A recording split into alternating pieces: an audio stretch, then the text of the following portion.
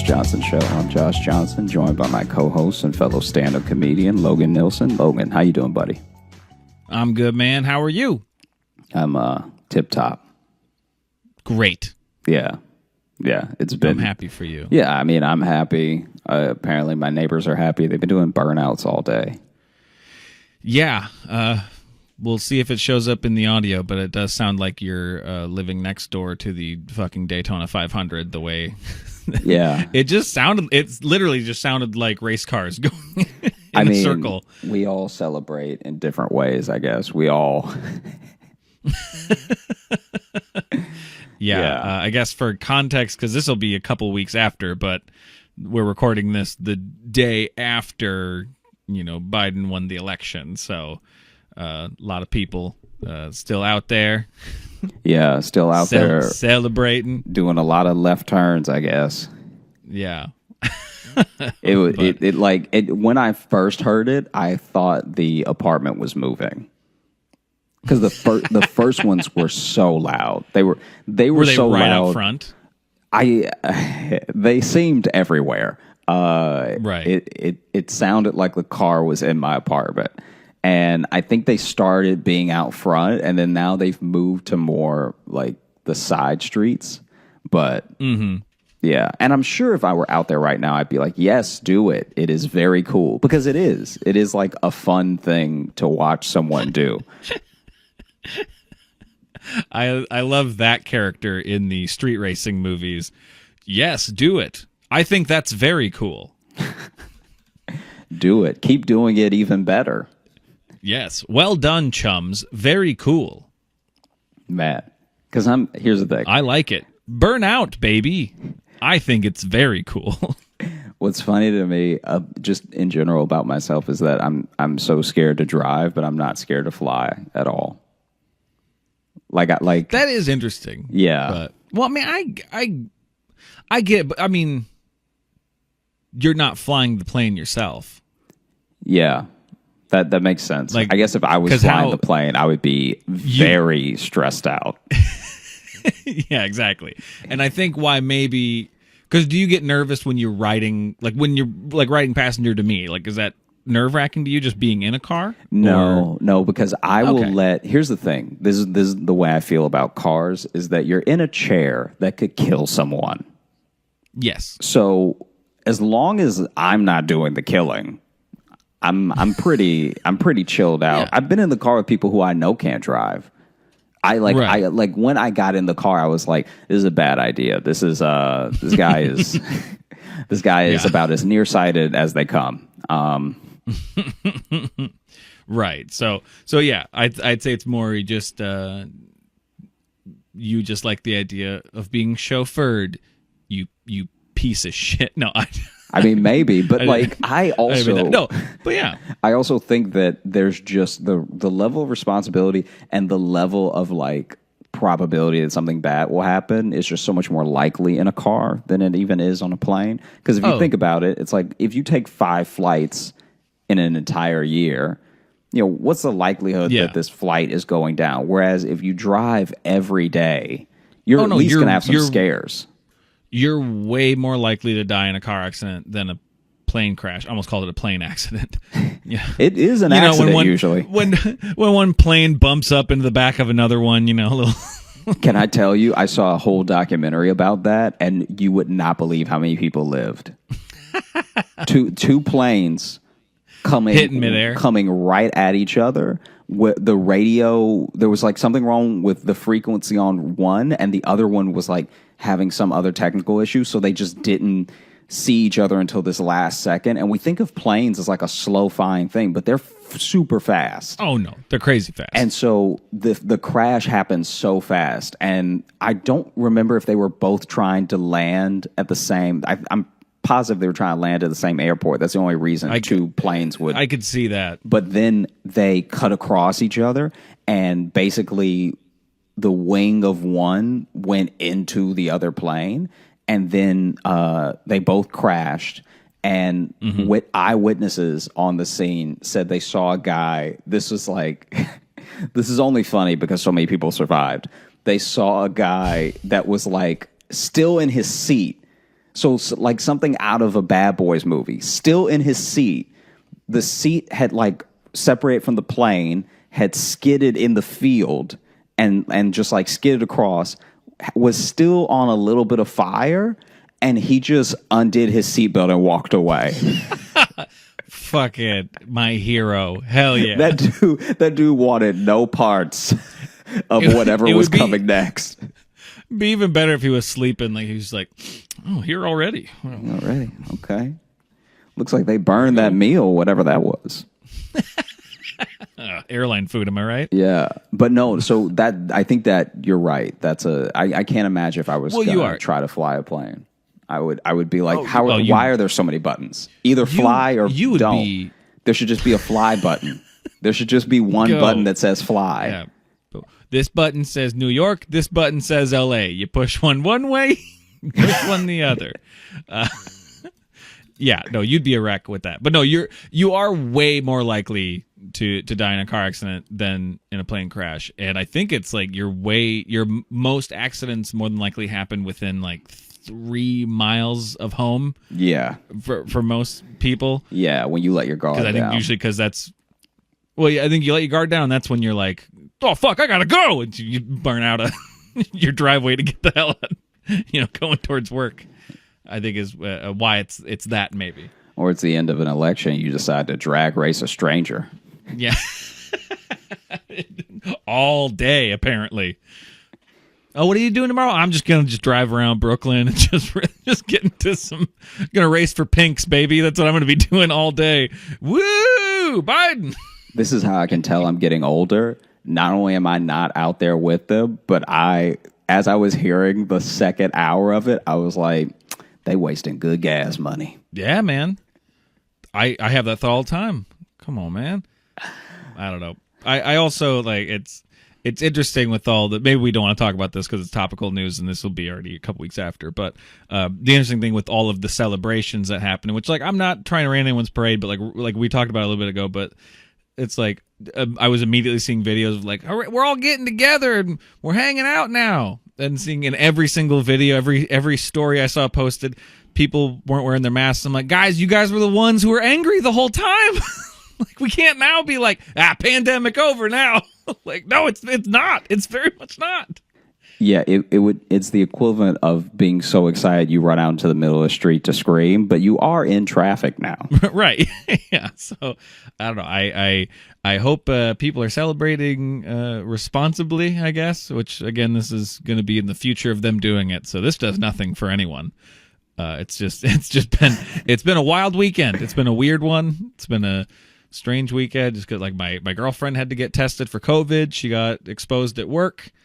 Which she's a nurse, but it was like a patient that she had who then was negative but tested positive later, and she had all of her gear on. That's why she was fine, but they had her get tested. And when you're waiting on that result, and it's not even for me, but it was like if she has it, then like I got to get tested. And then, being a substitute teacher here too, then it's like, well, then I got to talk to like the contact tracer person for the Mitchell County Health, and it's just like it immediately I was just making a list of stuff in my head, being like, I hope I don't have to do all this shit. Like I also hope my girlfriend's not sick, because that would be devastating. But also, I don't want to do this stuff. This is more people I got to call and deal with. Also, I really hope my girlfriend's fine, but I don't want to make these phone calls. But also paperwork. Shit. So, she's fine, by the way. Her test came back negative. She's fine. But you don't want to leave people on a cliffhanger like that. Yeah, you don't. Well, and I just had a couple people being like, "Oh, do you want like a friend being like, hey, do you want to have like beers in the yard or whatever and hang out for a second?" Or talked about helping my brother with his house or something a little bit, because those are people who take all the precautions too. And he was just like, hey, do you want to do something tomorrow? And I'm just like, well, I gotta wait and make sure COVID's not in my house. And he's like, yes, good idea, thank you. Oh man, it's also the thing that I think I've just been anxious about is that to what you're saying and to like what we were talking about before, I'm probably going to go home for Thanksgiving, which means I'll get on my first flight of the whole year. Yeah. And so it's just had me thinking about flights a lot, like just about the safety and just about like, man, you're daydreaming about flights. You're having these planes. Because I normally love to fly. I really do. You know, you buckle up for a movie that's not going to be that good, but it's free, so you don't have to stress about it. Yeah, I fell asleep during Star Wars Solo. One of my last flights. That's the last movie I watched in a plane was Solo. At the beginning of it, it was very bad. Then I fell asleep, woke up, and there was some cool shit happening. I'm like, hey, this movie got good while I was sleeping. While I was gone, y'all really turned this around. You guys really read the room. Yeah, quick. We're losing him. No, he's sleeping, man. Get Donald Glover in here. Come on. Let's get... Yeah, we got him back. Don Glover, nice haircut. I missed his introduction entirely. Woke up and just like, oh, Lando Calrissian's here. Oh, they're flying from something. Neat. Yeah. Dude, so I don't know if you saw this. This is actually pretty old story overall. But there was this couple that was on a flight, and so this was back before the Face ID, right? When it was still just the finger, right? Just the fingerprint on the phone to unlock it. Oh, right. Okay. Right? If you wanted to have those extra. Until you said phone, I was like, Face ID for what? Yeah, no. I'm like, I've never had to scan anything to get on a flight. Like, yeah, like aside from my ticket. I'm just saying, like, this is how you know it was like a few years ago, right? Right. And yeah. So my man fell asleep, right? And his wife, while he's asleep, grabbed his phone, took his finger, and then unlocked his phone with his sleeping hand, right? And then when she unlocked the phone, she found everything. She found all the homegirls in there, found everything, and then she started beating his ass so hard they had to land the plane.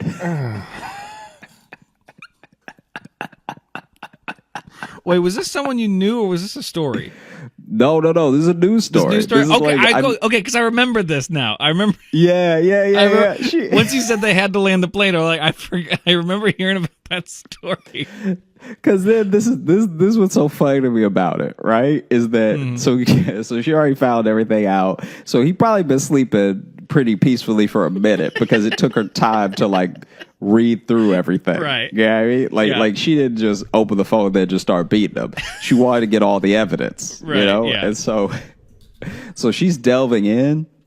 She's finding whole friends she didn't know about, conversations. She's reading through. She's getting paragraphs in, right? Yeah. So the other reason it makes me laugh is because like you as the dude don't know what she knows, right? But she is so angry that she's not even like playing the you know when you're just caught when someone's just caught you and so they ask you some leading questions so that you can tell on yourself. Yeah. She's not even doing that. It's doing the Columbo, just like, so one more thing. There's one more thing that I want to ask you about.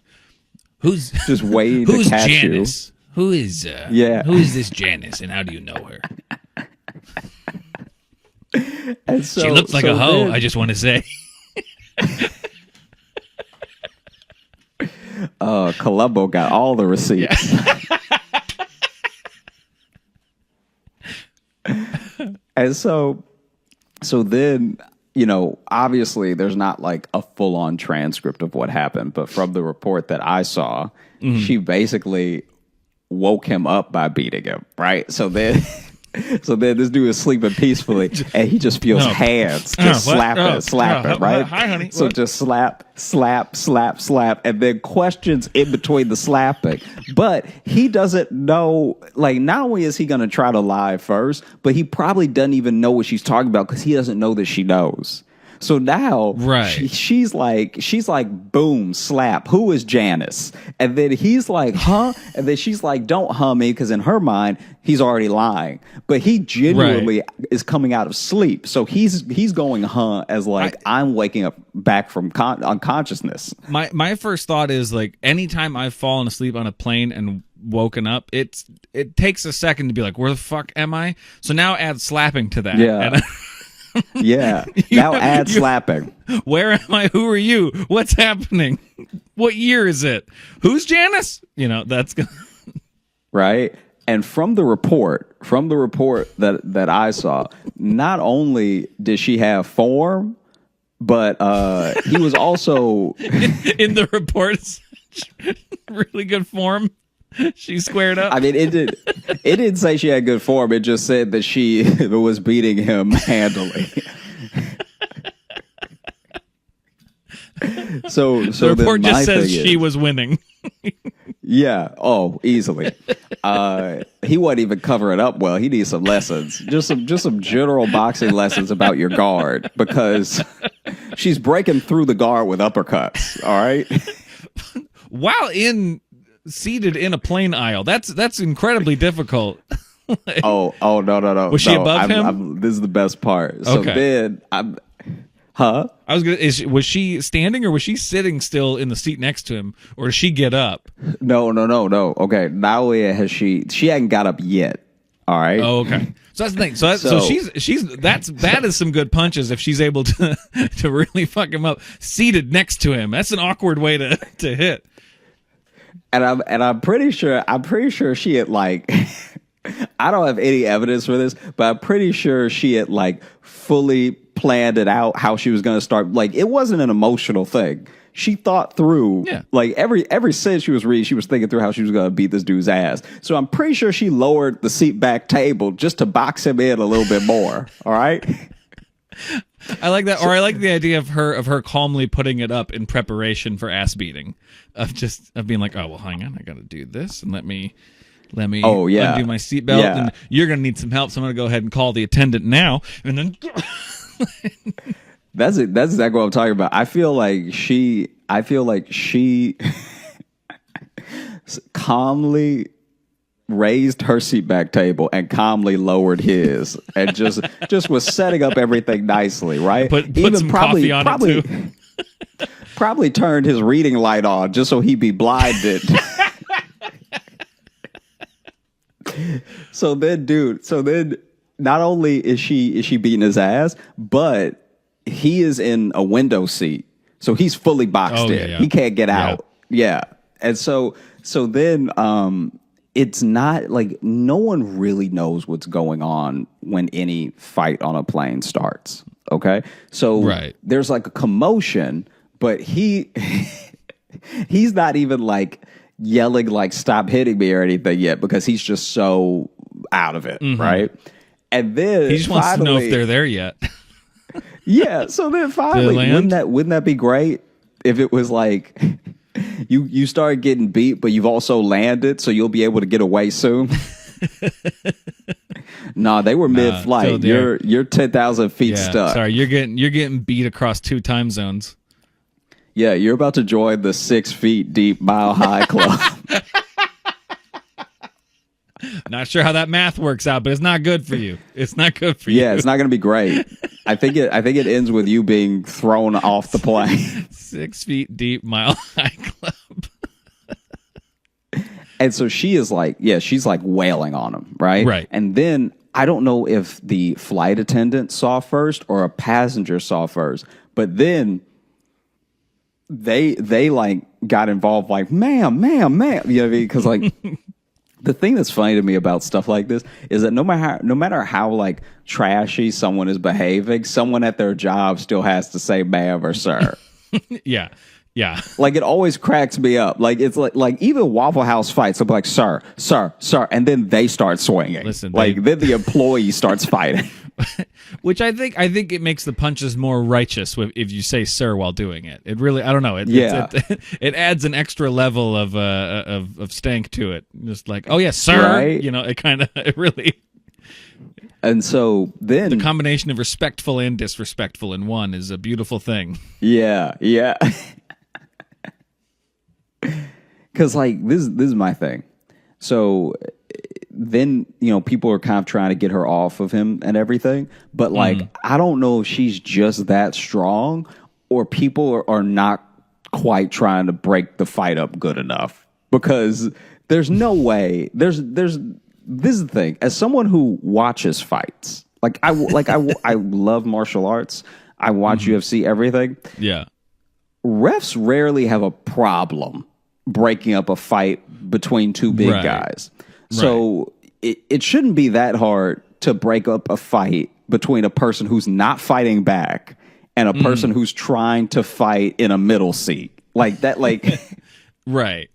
Well, but that seems pretty straightforward. In a plane, though, those people didn't agree ahead of time that if they get broken up, they have to go to their separate corners. It's a different set of rules that have been laid out. Because really, the main rule is, hey, don't fight on the plane, and already that's being ignored. So now any other form of decorum of someone coming in the middle being like, hey, now, that shit's gone. Sorry, they're already fighting in the air. Like gods. But I mean, this is my thing. There's at least two flight attendants on this plane, right? Because this is a decently sized plane, right? So between two people, right, and what I hope is an air marshal, that's proof that air marshal wasn't on that plane. Oh, for sure. Or he's cheating on his wife.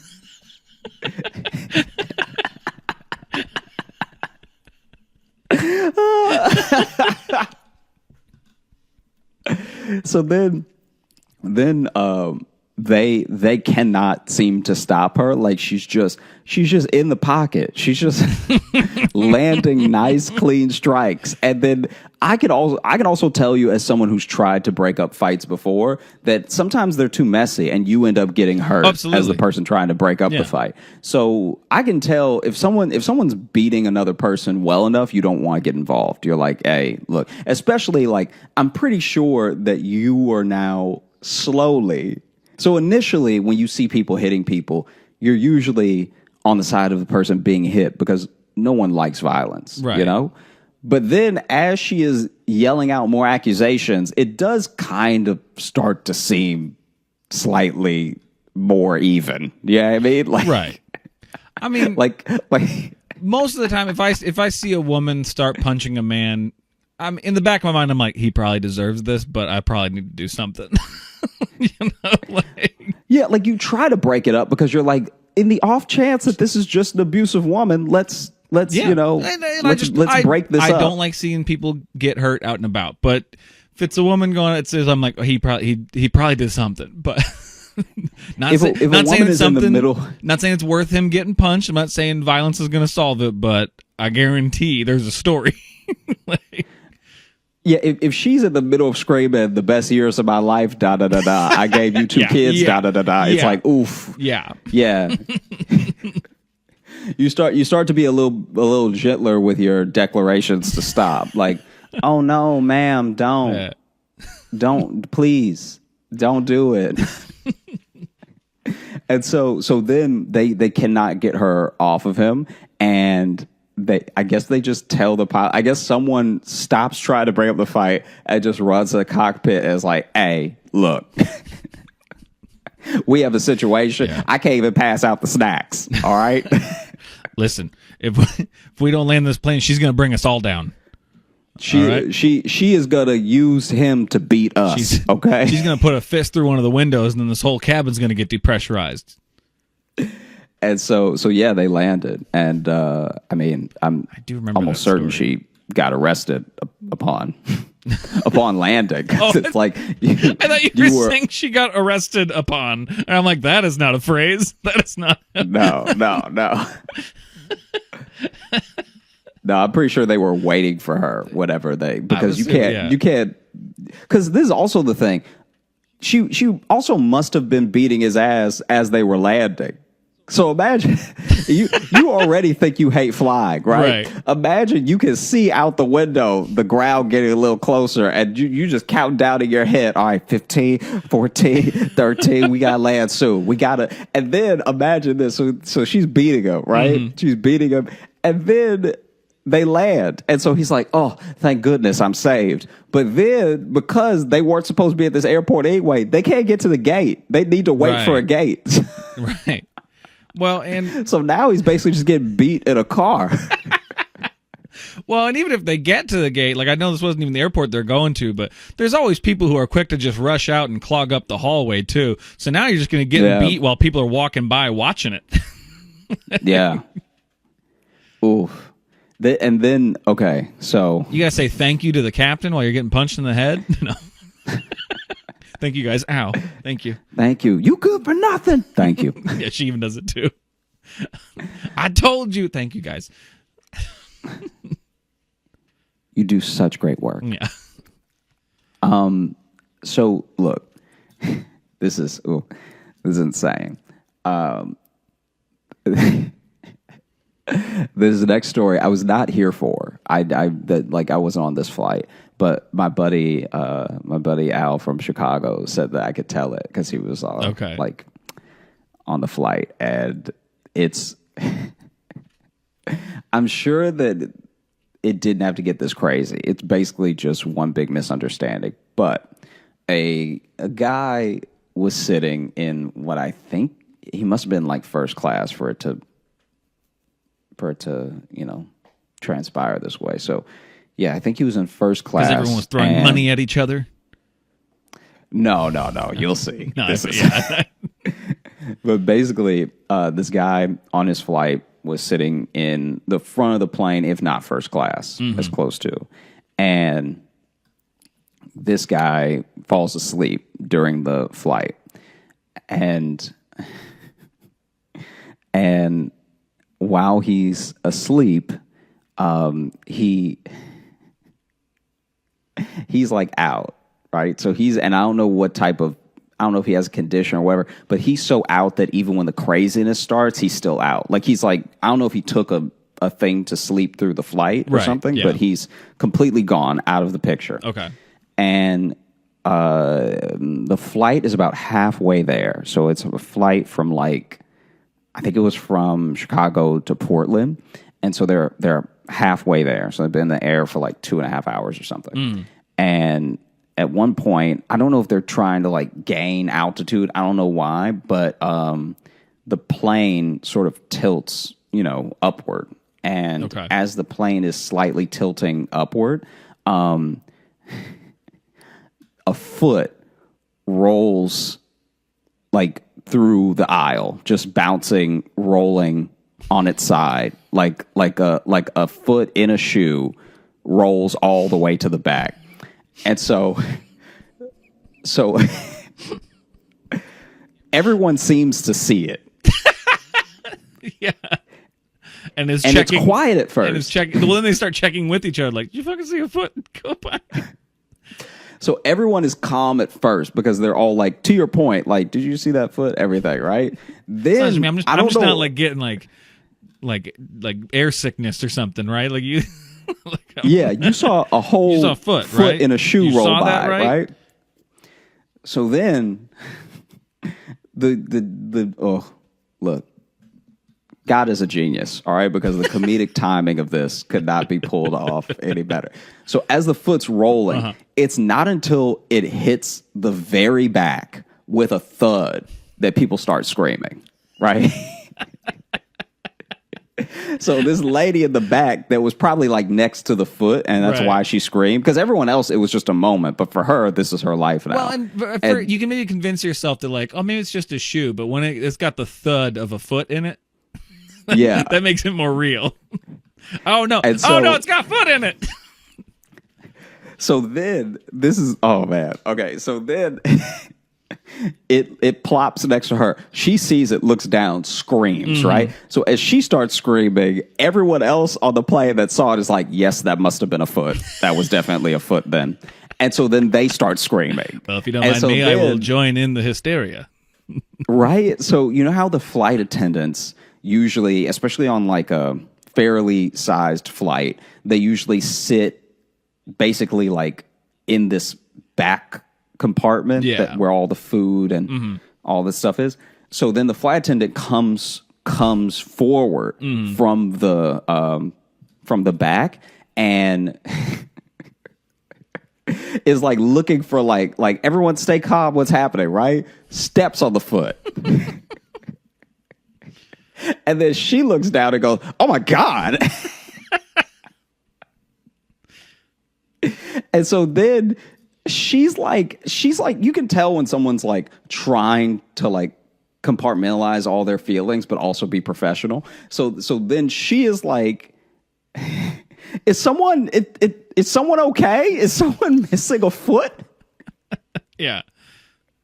And so then like people kind of stop screaming now because now it's like, it's not like it's calmed down, but now at least someone is trying to take care of it. Right. And so like the woman that the foot was next to is still hysterical. But then like the flight attendant's like, is anyone like, is this a prank? Like what is this? This isn't funny. Like, is someone missing their foot? And then whole time this guy in the first class is still asleep. Mm-hmm. And I'm guessing, and then finally, I'm guessing he's missing a foot. So then as she's like making these same like proclamations of like, you know, like, cause now she's like in that space, I guess, where she's gone from like scared herself to like a little like mad. And so then as she's walking to the plane, just repeating herself, she's like, yeah, this isn't funny. There can be serious consequences for like doing stuff like this on a plane. Like this isn't a joke or anything. Yeah. Is someone you can't missing a travel with any fruit or vegetables or foots. You can't. We check that. You can't have it. That is overhead luggage at best. Yeah. All right. Yeah. Do you have any foot or vegetables to declare? So then, as she gets closer to the front, she ends up waking that guy up, and this guy goes, "My foot, my foot," which doesn't help. No, because it just sounds like someone's foot fell off. Yeah. Yeah, now people think his foot was taken from him or cut off or whatever. So now people start screaming again. Oh, Jesus. Then, and she still doesn't have the foot. She's just walking around looking to see if somebody's like snickering or something. Like she didn't pick up the foot or anything or the shoe. But like then she gets the guy, and you know, logical explanation. The dude has a prosthetic foot, up to the ankle, and for more room when he's flying and taking a nap, he takes it off. Mm-hmm. But in this particular instance, the way that the plane gained altitude, it went a little bit to the side and then up. So it perfectly dumped his foot into the aisle and then rolled it back. I also just don't think if I saw a foot land next to me, and it's like you would be able to tell it was prosthetic. I don't know if that I'd be like, ah! Like I don't think that would be my first. I'd be like, oh fuck. A foot. I mean, like, you're a reasonable person, but like all type of manner of people fly. Like I feel like imagine that's true. Imagine if this is your first flight. That's true. This is your first flight ever. That would be and great. Just feet are rolling next to you. Does this happen on everyone? Does this happen on every flight? Are there limbs rolling about? Oh, that's wild. And then he was also arrested once they landed. No. Man. For public nuisance. No. Just imagine. Imagine you're like my foot is like, sir, oh my God, sir, it's your foot. Are you okay? He's like, where's my foot? And now you have to be like, it pretty much rolled next to the bathroom. I'll go get it. Yeah. Oh, it's back there. And he's like, oh, it's in coach now. Let them keep it. It's been sullied by their grubby fingers. Imagine what you would think someone was doing though if you, because you know how they have the curtain that doesn't do anything, the curtain between first class and coach, right? Yeah, and then under that curtain just spits a foot. Yeah, you'd start to think it's some sort of like, oh, like I get it. The rich people get away with murder. We're in international airspace or some shit. So now this is where just sending body parts and carcasses for the rest of us. It's where the Epsteins of the world get to just dismember people at the front of the plane. I get what the curtain's for now. Champagne and dismemberments. Oh man, but yeah, I just I want to experience flights again. Now I want to know, is it are you specifically missing experiencing flights, or are you experiencing anything? Because I don't even particularly like flying that much. Hell yeah, I could go for a flight right now just because it would be something else. I can't remember what country, but they're offering flights right now that just are, there's no destination. You're just in the air for 2 hours. Yeah, I've heard about that. Yeah, I couldn't.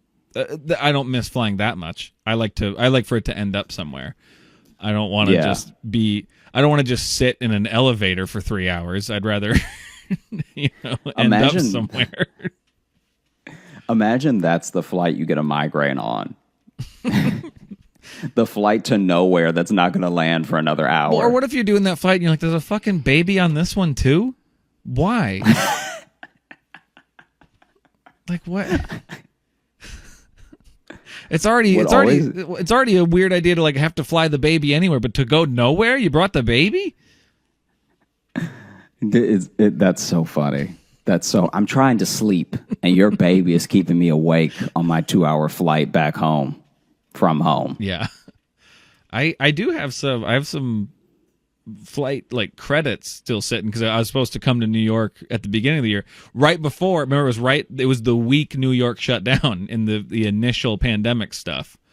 But so I was going to come out and stay with you and our buddy Steve Malloy. I was going to come out for a bit, and then I remember you and Steve both called me being like, "Yeah, I don't know if now's a good time. It seems to be getting a little weird here with this whole coronavirus thing." And then it was like I literally canceled. I was like, yeah, I'll push it back, and I delayed the flight. And then it was just like, oh, by the way, New York's closed. Don't come. Yeah.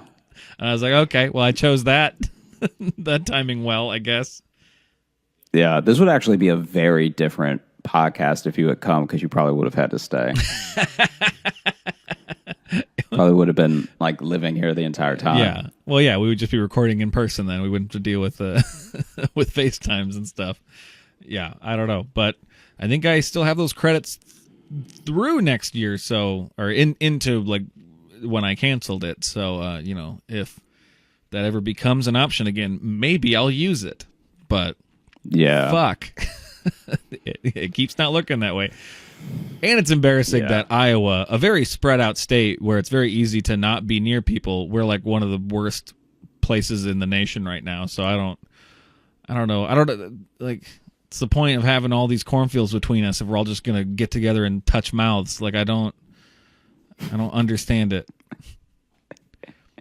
That's what the Midwest gets for being so friendly. Yeah, it shouldn't be so easy to find each other in all these corn mazes that we have, but I don't know. Man, I think for me too, the movies when I was flying were like, I would try a movie that I would never watch on land in a flight. Oh yeah. Well, for me it was always like, oh, if I fall asleep during this, that's fine, because I don't normally do that if I'm watching something, at home. It's usually something I want to watch. But in a plane where it's like, well, I'm literally just passing time, so I don't really give a shit what this is. Mm-hmm. I am conscious though, just like, has this one got like sex in it? Because there's like people next to me, and like it's on the back of the seat. You're always... Yeah, so my thing is, especially on flights to Australia, which I've had a few now, and so those are long flights there, and how long sometimes is that shorter flight? Flights back. How is that from? Like 16 hours. Jesus. See, I've never done a flight like that, and Yeah. I think it's 16 from New York. It's actually only like, I think it's only like 12 from LA. Oh, is it? Okay. I think so, yeah. Because I always thought it was like Australia to LA was like one of the longest flights, but I suppose that makes sense. And when I fly to Australia, I get work done with movies. Oh, I'm like, yeah. oof. I watched Cabaret for the first time and the entire Pitch Perfect trilogy. I got off that plane singing. Yeah, man. Wow. What an interesting marathon to have. I mean, you also only have as many options as they give you unless you brought your own iPad. For sure. So like, yeah. I think Qantas just had a deal with somebody. With Anna Kendrick. I'm gonna be right back just because my computer's about to die. So I'm gonna. Motherfucker! I've told you to plug it in before we start. It's annoying to edit around. He always does. Yeah, I'm not gonna cut it out. This time I'm not gonna cut it out. I'm gonna let you guys know what I deal with. He'll just suddenly, in the middle of a thought, we'll be talking about something, and he'll just go. He's got to do something else. He's got to plug something in. He's got to take a call. He's got to go grab something. He's foolish. He's foolish, and he's inconsiderate. And he's putting his headphones back on right now. Hey, buddy. I wasn't talking about you. You're a monster. I don't know what you were saying, but I can tell you for a fact it wasn't true. I didn't say anything, man. I was just waiting patiently. Just waiting patiently for you to plug your computer in the middle of us talking.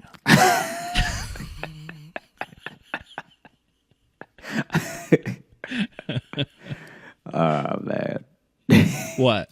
Say something. What? It's just, it's one of those things where... Oh, man. I wondered about a lot of people if I met them at different times, if we would have the relationship that we have. And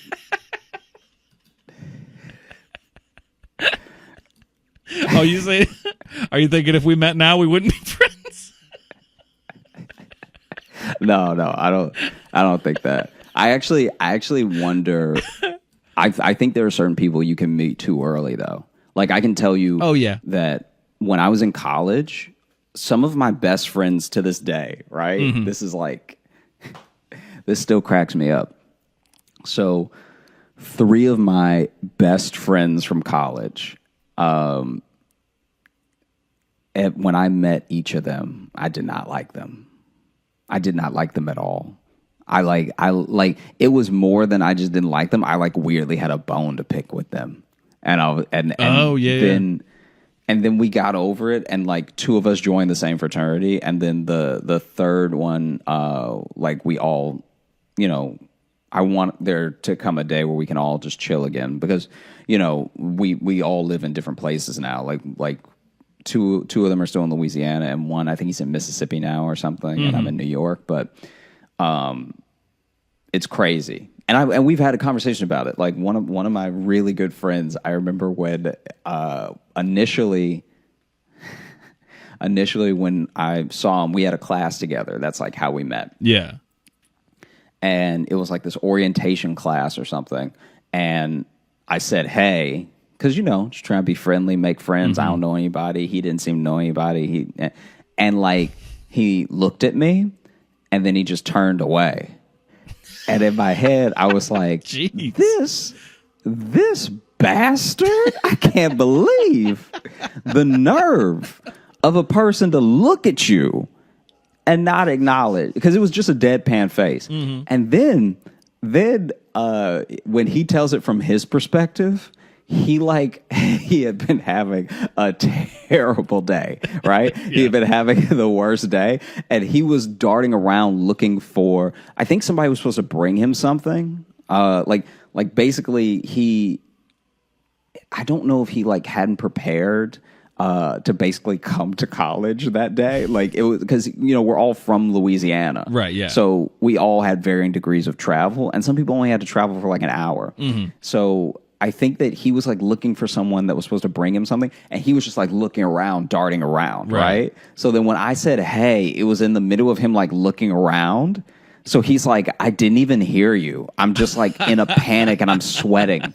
And then I look, and as I'm panning with my eyes across the room, you say, hey, and I just turn back around.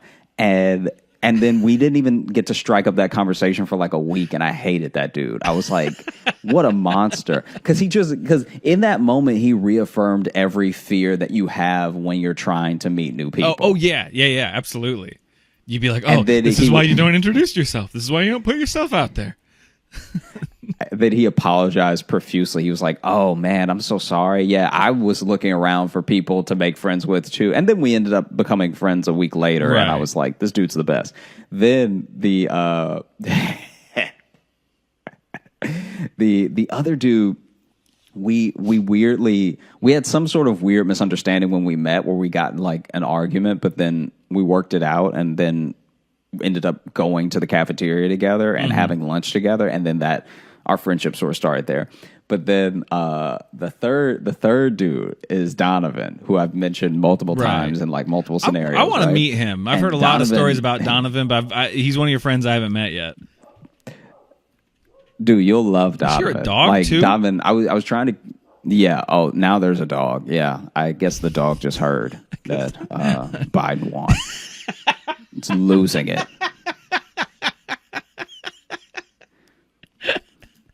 I swear, between burnouts and dogs, we're gonna get this podcast recorded. Yeah. No, I'm getting a lot of fun Foley from your end of the recording. It's what it's like to be in Brooklyn. Yeah, but I just probably a dog chasing the cars. The dog's winning the street race. Yeah. So then, when it came to Tyler, who was like the like one of my first friends that I made, he was the one that we had lunch together and everything. And then I would go over to Tyler's room, and he was roommates with Donovan, right? Mm-hmm. And so Donovan and I did not vibe at first. It was really interesting how it played out, because in my head, Donovan was just like this, like I just projected so much onto him because Donovan is like so many things that I am not. So I was just like, this is a big dude thinks he's so cool and stuff, like all this stuff like this, right? Stuff that didn't even make sense. And then he thought that I was crazy. He thought I was like legit out of my mind. Right. And then because he also hung out with Tyler, because Tyler was his roommate, I would like just be talking or like telling stories the way that we talk, and I will like tell you a story, and he'll be like, this guy's, something's wrong with him. Something's not right. I don't like it. And this is the thing that turned him off of me. I think I could be wrong. I'll have to ask him about this, or maybe he'll text me how wrong I am if he listens to this episode. Yeah, does he listen? How good of a friend is he? Yeah, he listens. Support the show. Yeah. I'm just creating drama for no reason. Basically, there was a day where I was hanging out with Tyler and Donovan and everything, and earlier that day, I had seen, which is I've never seen it since. It's crazy. I had seen two squirrels like running after each other, and they looked like they were about to like mate. Like it looked like some sort of like mating thing, because they weren't fighting over anything, but they were like running around each other and then rubbing up together and then running up the tree and everything. Yeah. And then just when it seemed like those squirrels were about to get busy, an eagle swooped in and snatched one of them. The ultimate cock block. Yeah.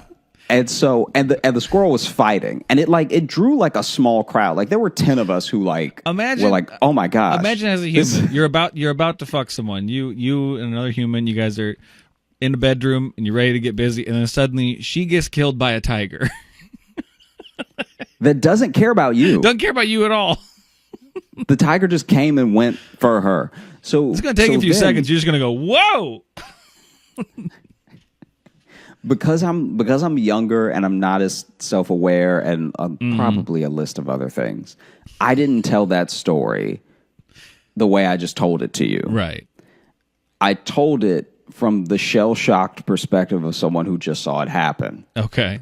So then when I came to the lunch table, I sat down and I was like, Tyler or somebody was like, hey, man, how's your day going? What you been up to? And like, how are classes? And instead of addressing any of those questions, I just went, yeah, I saw 2 squirrels trying to bang, and then an eagle came out of nowhere. And I'm pretty sure one of them's dead. And the lunch table was silent. And I'm not self-aware enough to know that I've just like kind of ruined everyone's day. And so I'm just sitting there with like the reality of like what I witnessed. And Donovan is like, this guy, there's something wrong. I don't like it. This is bad. No. I'm trying to tell y'all now. If that was the only view I had of you, yeah, like that's how you write a character in a TV show that you want to have be off-putting. Is you have them walk up to a table and just rattle off some random not fun things. I definitely learned how to clear a room before I learned how to work a room. So and this is my that's good. This is my friend Josh. Did you know goat testicles are called Rocky Mountain oysters? Okay, well. Because I also wasn't looking at anyone when I said it, so it just made it that much more like terrifying, creepy, whatever. So then Donovan was like very put off of me, and then yeah, you got that. Josh, you walk around with that school shooter vibe. That's what you got going. And then I made it worse because he like, I don't know. I think he felt like because he thought I was crazy, he needed to be a little bit more like.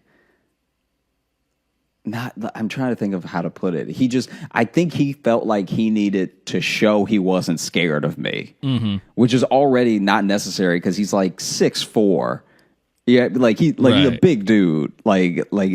I'm not. I think he thought I would bite him or something because I'm not a big man. So like, I don't know why you would be scared of me. Well, someone who walks in with that energy though is probably into swords. Yeah, that's fair. So you gotta watch that kid. Yeah. So then basically there was one more instance where I did a crazy thing and then he matched me horribly. So I was alone with Donovan in Tyler's room because we were both waiting for Tyler to get back so we could go to a concert. Was it like a dorm? And yeah, it's a dorm, right? So because there was an apartment, but you guys decided to sit in his bedroom. No. It's a dorm. I'm just helping paint the scene, buddy. You're good. Yeah.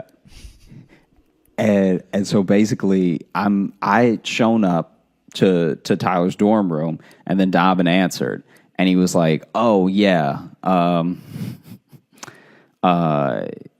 Tyler's not here yet, but I guess if you want to wait for him, are you going to the concert too?" And I was like, "Yeah." He's like, I guess if you want to wait for him, you can wait here. And so I sat down and waited, and then he was sitting on the bed. And then I don't know if he said something or he did something where I was like, I'm not going to let this dude intimidate me. All right? I'm going to do something crazy to show him I'm not scared of him. Okay, so this one you're doing on purpose. This one I did on purpose. The previous crazy was just you. This one, though, is an intent to be crazy. Okay. Yeah. So then Kanye's 808 Heartbreak had just come out, right? And I worked at the college radio station, so I got an early copy of it. Okay. So as I was listening to it, I played it loud and I sang this one lyric because I was like, all right, this will really get him, right? And it's the thing from Say You Will where Kanye's like, when I grab your neck, I touch your soul, right? And so then I like just sort of low sang that. And Dava just stared at me, and I stared at him, and I was like, I felt like I should have said something, like I should have said, like, "What's up?" Yeah, but like I didn't say anything. Then he was like, "You know what? I'm not gonna let this little dude intimidate me. All right, I'm tired of his crazy ass, and I'm gonna show him I'm not scared of him." So then we both get a text from Tyler, like, "Hey, I'm not coming back to the room. Just meet me there." So then we head out together. As we go to head out together, he's locking the door room, like he's locking his door, and I'm like, "Ow!" And he turns around. He's like, "What happened?" I was like, "Oh, I think a mosquito bit me or something." Because like I'm really itchy all of a sudden and everything. And he just looks around, eyes wide, darting, and then sees the mosquito and goes, "You hurt my friend!" And then he punched the wall as hard as he could. And then when he moved his hand, there was a dead mosquito on the wall. And I was like, "Oh yeah, I don't want these problems." That's terrifying. And now, months later, when we're actually all friends, like me, Eric, Tyler, Donovan, we had this conversation where I explained why I did what I did, and he explained why he did what he did, and it all made sense after that. No, it didn't. I can tell you right now, it did not make sense. It did. It wrapped it up with a bow. The story is perfect. Absolutely does not. It does not wrap it up. It landed perfectly, like a plane.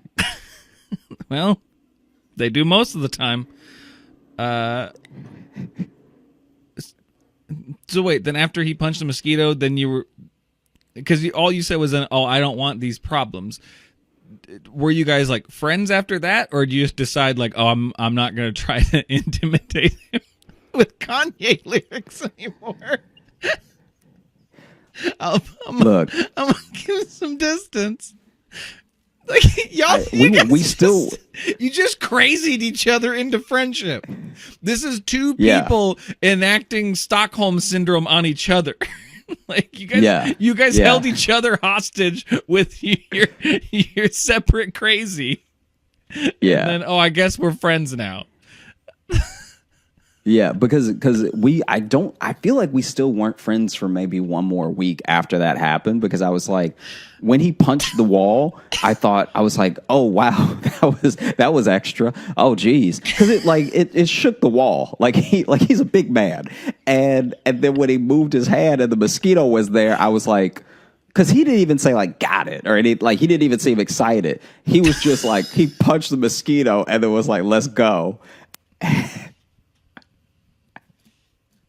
And so then I was like, "Yeah, this dude is crazy. I don't want to have anything. This is terrifying."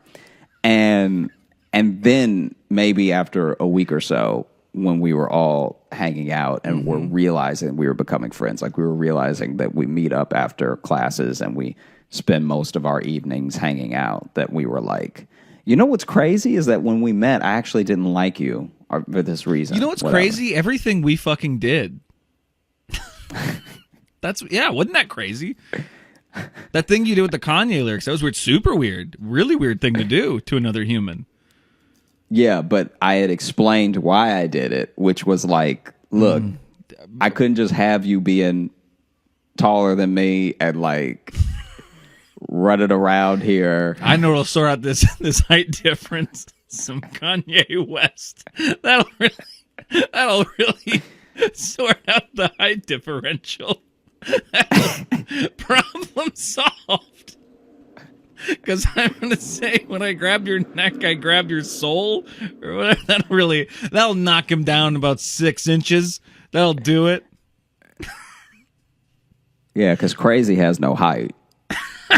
Exactly. Oh, man.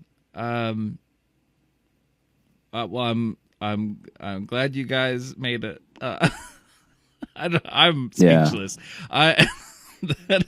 I'm glad that we made it. I'm glad the neighborhood is happy. I'm glad that I'm glad they're still doing burnouts. They still have gas money. Yeah, I heard that going again. Biden Harris 2020.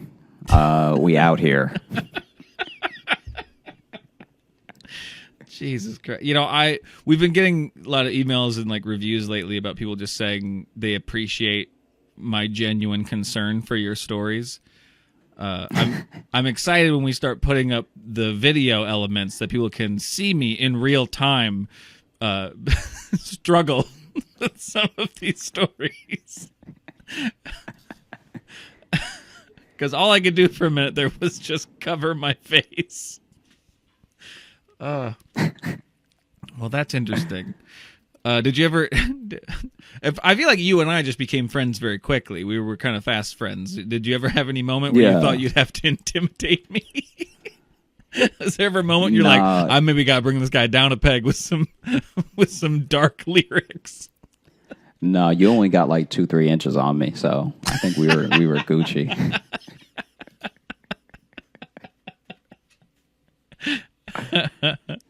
Fair enough.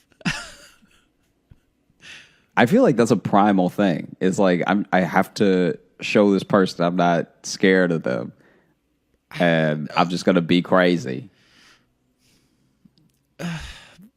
No. I mean, you're right to an extent, but just not the way you're saying it.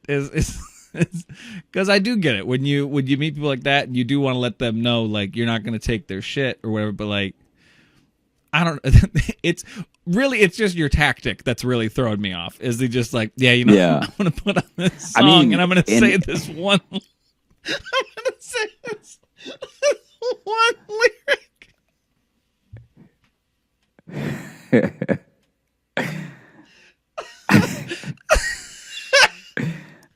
I'm gonna mutter a threatening song lyric to get his attention. As I'm sitting in his dorm, I'm gonna go to his dorm room where he lives and feels safe, and I'm gonna mutter a threatening song lyric to this guy just to let him know I'm not scared of him.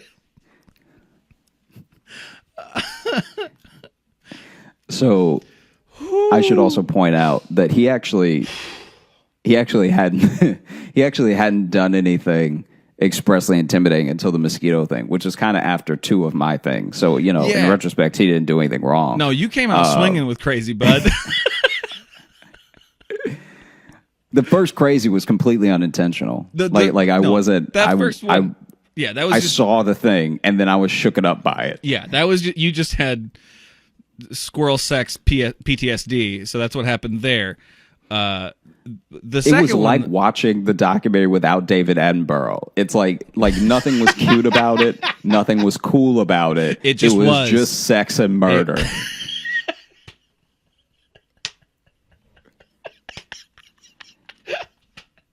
It was just nature at its most primal. Someone's gonna get fucked and someone's gonna get got. That's how it goes in these nature docs, baby. Oh my God. Yeah, okay. I don't know how much more time we want to spend on this, but walk me through just again.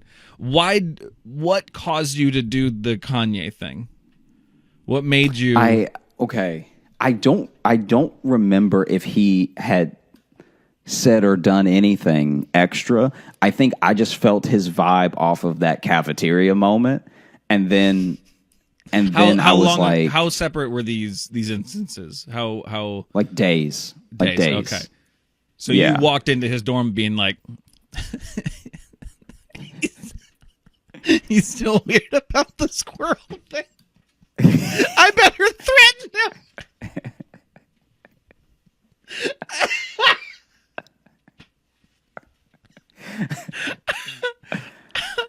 Oh, maybe I came off too strong before. I know what'll fix it. This is all I'm saying. All right, I'm just. Jeez. Okay. Look, this is. I'm sorry. You broke me with this one, bud. I don't know. It is. I was much like those guys racing around your block. This is just running circles in my brain, and it is continually fascinating me. So, look, I was coming from a place where I wasn't going to his dorm room in my mind. I was going to meet Tyler to go do something with Tyler that I didn't even know Donovan was also going to do. Right. So then I in my mind, I'm not just sitting in his room to intimidate him. I'm sitting in his room, and I'm like, all right, if we're going to keep both being around Tyler, then like we must fight for his love. Yeah, I mean, I can't have you sort of like treat me like I'm crazy. So let me be so crazy you won't say anything. Right. And that's what I did. And then when he punched that mosquito, the fact that he actually killed that mosquito was like, I still think about that. Yeah. Because that's accuracy on top of like just good hand-eye coordination and strength, and like he hit it hard. Like he hit it too hard. He also said to the mosquito, "You hurt my friend." So yeah. Now I'm imagining a situation where Donovan had decided you were his friend and he was going to protect you. And then you showed up and were like, well, grab your neck. Grab your soul. I didn't think about that till afterwards, though. Like it isn't until retrospect sets in that you realize how long you've actually been friends with your friends. Right. Like I like with you and I feel like we became fast friends. Like I feel like within 2 weeks I was like going over to your place, and like Maddie knew me, and we would like go to Mike's together. You know what I mean? Maddie's my dog. But then Maddie's his dog. I don't know. I just felt like saying that because you just said Maddie knew me. Like, no, I know, but because I almost went like I was petting Maddie, and then I just said Maddie knew me, so it was funny that you were then like, guys, Maddie's a dog, just because Josh doesn't know how to talk to people. But yeah, like, so I think that with Donovan, Eric, Tyler, we all became faster friends than it felt like in that year. But looking back to like the freshman year of college now, I'm like, oh, we were friends in no time. But those moments, like just when you're in it, those moments feel like an eternity. It's like you're at this new place and especially, you don't know anybody. The moments feel longer too when you take the time to just openly threaten each other. That really elongates a moment. When you turn just a simple hangout into fucking high noon, it really it makes things feel longer. I will say that, yeah. Yeah. I mean, I can see that. Yeah. So, wow. Like I said, Donovan didn't do anything wrong. Listen, bud, my reactions have not been about what Donovan did. That is not what I've been hung up on. I am casting no stones at Donovan. I've been completely hung up on the insane man muttering threatening lyrics at somebody just because he's getting a vibe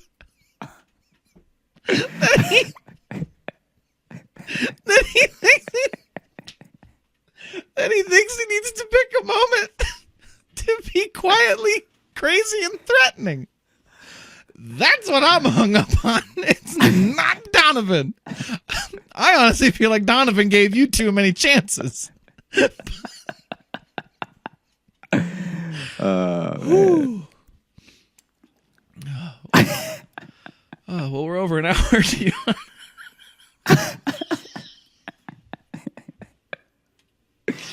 God, you're fucking weird. I love you to death. You're so fucking weird. Oh, you're great. Okay.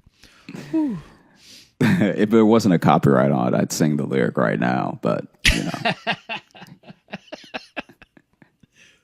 I don't want those problems. Mm-hmm. Yeah, and Kanye's not president now, so he's got time to track people down. So.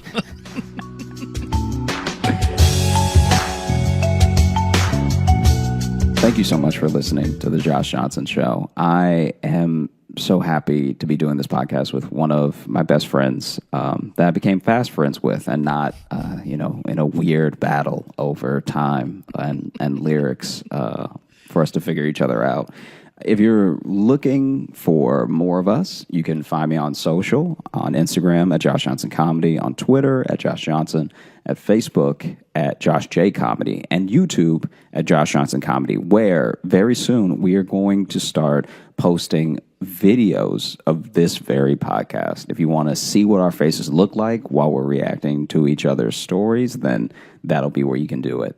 And if you're looking for Logan, you can find me on Instagram at Logan M. Nielsen. And if you want to get a hold of us at the show, you want to send us an email, you can do that at joshjohnsonshow@gmail.com. You can send us a question or just a review, drop us a line. We're covering those right now in what we're calling our Monday mailbag. We're testing that out. We'll see, but we're going to handle those there for a little bit. And because it's been fun giving them a little more time, a little more space to breathe and not worrying about, right? Don't you think so? Yeah, for sure. Yeah. Wow. Thanks for that enthusiastic endorsement. I mean, this is how I say everything. This is why no one believes that I have feelings. But you can get a hold of us there. And, if you could too, if you could leave us a review on Apple Podcasts, a 5-star review, if you feel so kind, and leave us a review there. We like to cover those. And if you could follow us on Spotify, subscribe to us on Apple Podcasts, or if you could just get some friends to listen to it, go to your friend's dorm room, put on this podcast, just like say some weird, vague, threatening shit. Do whatever you can. Just spread, help share the show, with your friends. Was that a dig at me? No, I don't know what you're talking about. Okay, just checking. Yeah. No, we're good. It's a mosquito there. Don't fuck with me.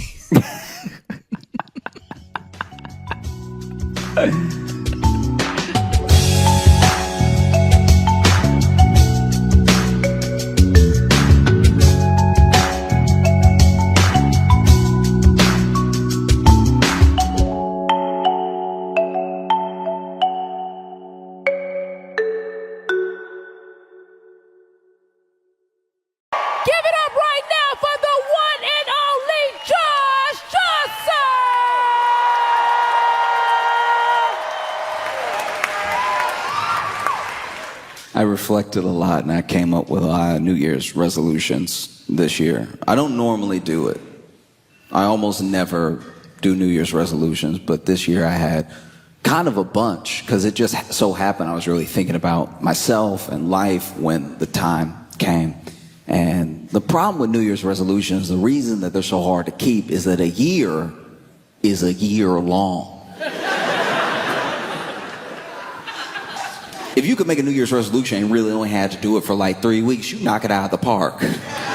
But there's something about the 5th Monday where you're like, again?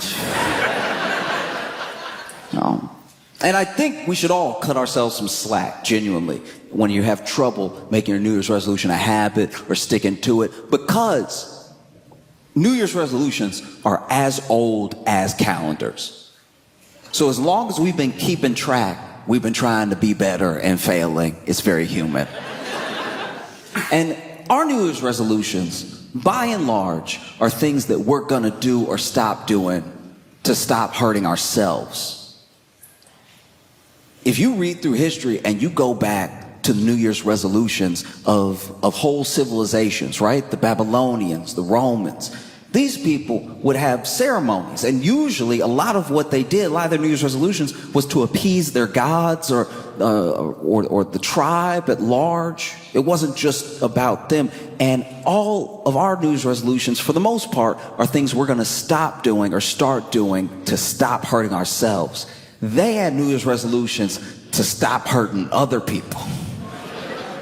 You read back in history, there were just New Year's resolutions of whole tribes that were like, this year, y'all, we not gonna pillage. We were doing too much last year. We were pillaging over here, pillaging over here. Not everything need to be pillaged. We need to start focusing on us, all right? Even probably had a tribe leader came up with a slogan, we not gonna pillage, we gonna be a village.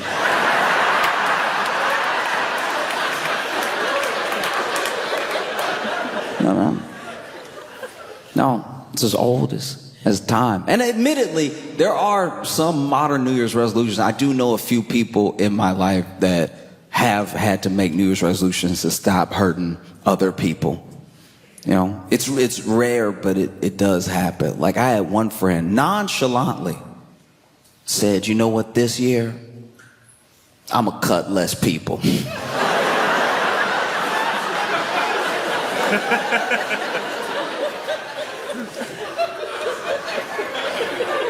First of all, I didn't know she was cutting anybody. Second, your New Year's resolution is day one. Your New Year's resolution is to cut less. You didn't say none. None was an option. The year hasn't happened yet. You haven't even met who will be worth cutting, and you're still like, I might maybe give them a pass. Said, I'm gonna cut less people, and I was like, what do you mean cut less people? They were like, oh, you know how it is. I hate being asked or told if or that I know how something is when I clearly have no idea how it is. Oh, you know how it is. You go out and somebody press you, and next thing you know, you holding the blade on you. It's like, what life do you think I'm leading? What life are you leading? When are you doing this?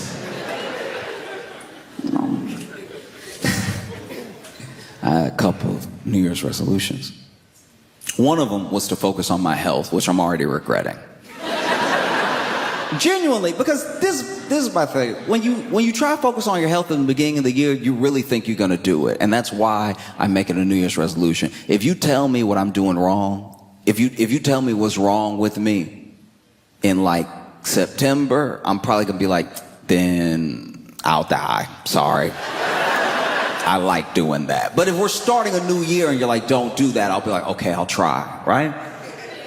No, but the problem is when you focus on your health, you have to go to the doctor. And going to the doctor is a little bit too exact and final for me. If something's wrong with me and I'm telling a friend about it and we're just sort of going back and forth spitballing about what it could be, it's almost kind of fun. You're like, maybe it's that. Oh, maybe it's that. Let's Google it. Oh, we shouldn't have Googled it. You know what I mean? But when you go to the doctor's like, no, you sick. No. And basically, I had to go to the doctor pretty early because, all right, it's embarrassing to admit, but I feel like if I'm open, if I'm vulnerable about it, then it'll hopefully remove some of the stigma, okay? I had to go to the doctor because too many, I would even say most of my farts were whistling.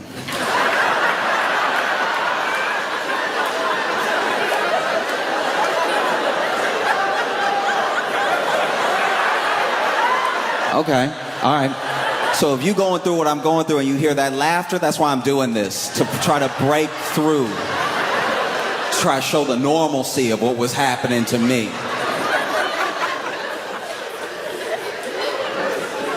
So basically, when I would fart, I don't even fart all the time, but every once in a while, you know, one goes, and it was just having at the tail end, very tail end, it was having just a little like to it. I didn't know where it was coming from. I didn't know why it was happening, but I was hearing it. And I'm not like a musician in that way. I don't know a lot of music theory, but it did seem like a bit of a D sharp to it. Like it had a little bit of that fire alarm, that a little bit of that at the very end, right? And so one day I was walking and I don't even remember the food that I had, but it hit me in the wrong way.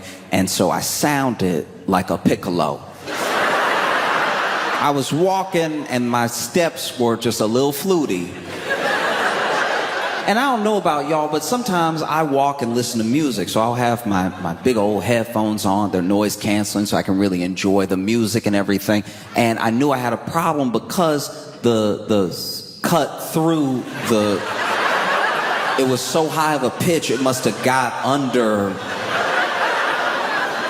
the noise canceling. And so I was just walking, and I don't know once again, about you. But when I'm wearing my headphones, I'm listening to music, and I'm walking, it feels like I can fart however loud I want because I can't hear it. So then it must not be that bad. I know that's not actually how sound works, but it's just kind of what goes through my head while I'm doing it. And I was walking, I just heard it, sort of like, do you remember? And I was like, uh-oh. I should probably talk to somebody.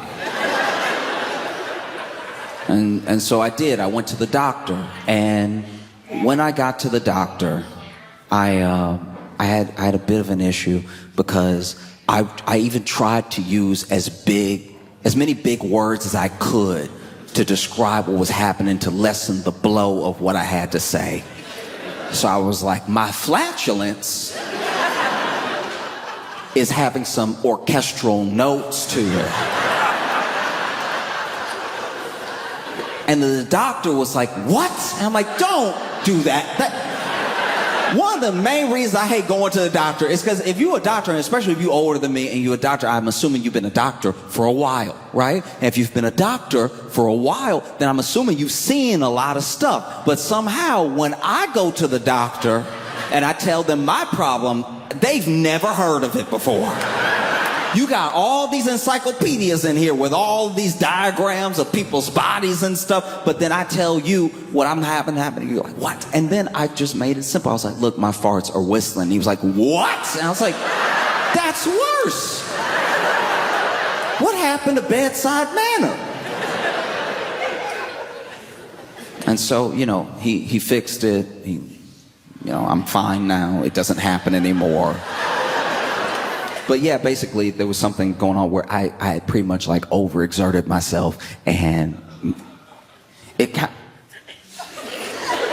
he explained it better, but I guess my organs were kind of like a Tom and Jerry configuration, and it was just making me whistle at the very end, and then it went back to normal.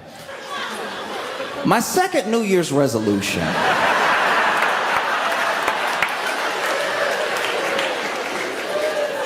was to be very mindful about what I do and say on a podcast. Now, I'm not perfect, but this has been the downfall of a lot of people. I'm not even saying that there's never going to be a podcast where I talk out of pocket. I don't know. It's just talking. And it's so much talking that along the way, you say something dumb or something that doesn't age well or something that you don't even really think. Maybe just talking, right? You get anybody to talk for hours and hours and hours, and eventually they'll say something pretty dumb. So I'm trying to be mindful about what I do and say on a podcast, because when podcasts started, before there was a ton of money in it, it was just one of two things. It was either people who had such a great rapport with each other that listening to them felt like listening with them, like being there with them and just having a party with your friends, and it was an interesting conversation that you felt like you were a part of, right? Or there was a very interesting person, an incredibly interesting person, and then someone had them on their podcast who was a good interviewer. And through giving a good interview, they pulled all of these interesting and beautiful things out of this very interesting person and then gave it to you. And so you either got some sort of education from it or you got some sort of community from it, right? And now, podcasts, I think we made too many microphones.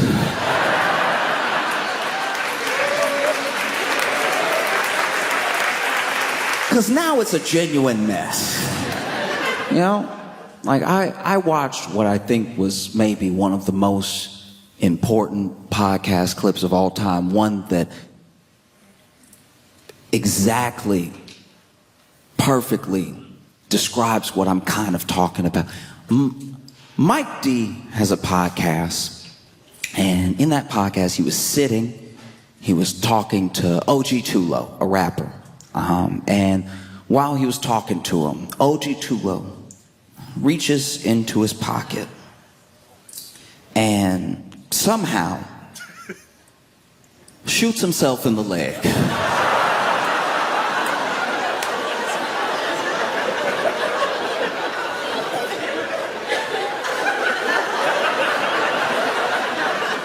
I'm encouraging everyone to watch this clip because it's truly one of the most important moments in podcasting ever. I had so many questions when I saw this man shoot himself in the leg. First of all, what gun is little enough But also, what pocket is big enough? Because you can't see a gun. He's literally got his hand in his pocket, which means there's a gun and his hand in his pocket. How deep are these pockets? They're like optical illusions. This man reaches into his pocket, and I want to be clear here, okay? OG Tulo and Mike D, they weren't having some sort of argument. Mike D wasn't coming at him. It's not like he was reaching in his pocket to grab his gun. If anything, it looked like he was reaching in his pocket for something else. And can I just say, don't put your gun in your pocket. But if you do, make sure your gun is the only thing in that pocket. Please do not put your gun and your keys in your pocket. I'm begging you not to put your gun and your phone in your pocket. Because this man looks like he's trying to move the gun. When you rewatch it, I've watched it 2,000 times. It looked like he's trying to move the gun out the way to get something else. And I'm telling you, it's not worth it to have your gun and your gum in the same pocket. This dude reaches into his pocket. Bam! And then Mike D, who's sitting across from him, Mike D goes, "Who shot who?"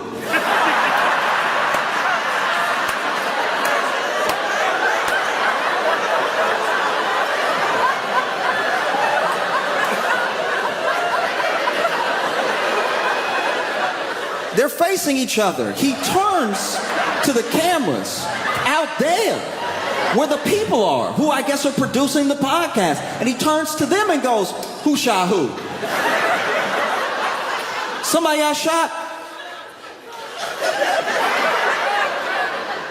Sir, how often are people shooting each other at your studio for the first question to be, "Who shot who?" He didn't say who shot who as in like, "Oh no, a gun went off." He turned as if to say, "Y'all, we are trying to do something."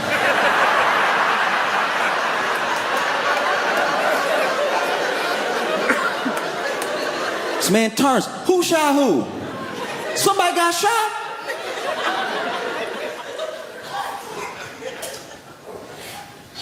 When you look for the clip, OG Tulo, now that's O, letter O, G, letter G, we're capital letters, the number 2, like an email, OG Tulo, right?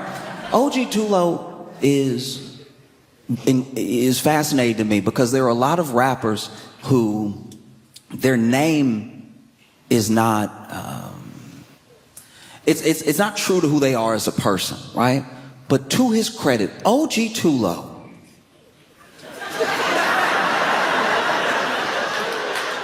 shoots himself in the leg and only goes, his reaction to shooting himself in the leg, all he does is go, "Ooh."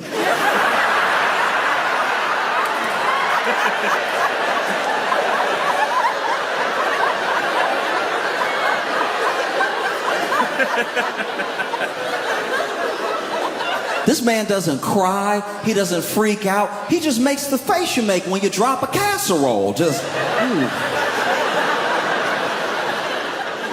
You know the face you make when you get caught coming home after curfew, you in the dark, you think you made it, then the lights come on and you're like, ooh. He makes the face you make when there's like 2 people arguing out in the world and you don't know either one, but then one of them is like, "That's why I took your man." Ooh. This man simply goes, "Ooh." And then a person behind the camera calls out and goes, "Lo, you good?"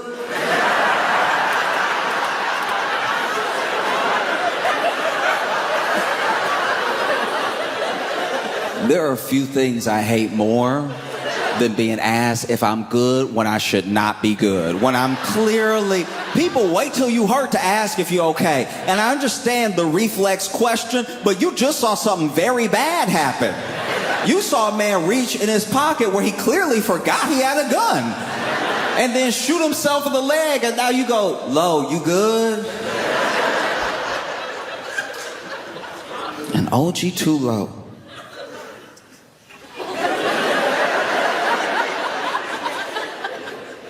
simply says, I think.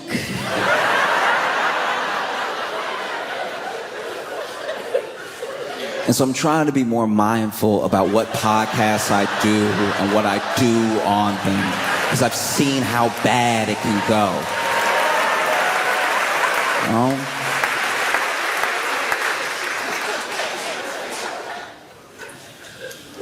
Another thing, another New Year's resolution I had was to take better pictures of my male friends. Okay? As men, we gotta start taking better pictures. This is rough. We wonder why it's a struggle out here, but I'm telling you, I know good men. Not just decent men, I'm talking about good, wholesome men, father figures, father material, marriage material men who are out here taking pictures forehead first.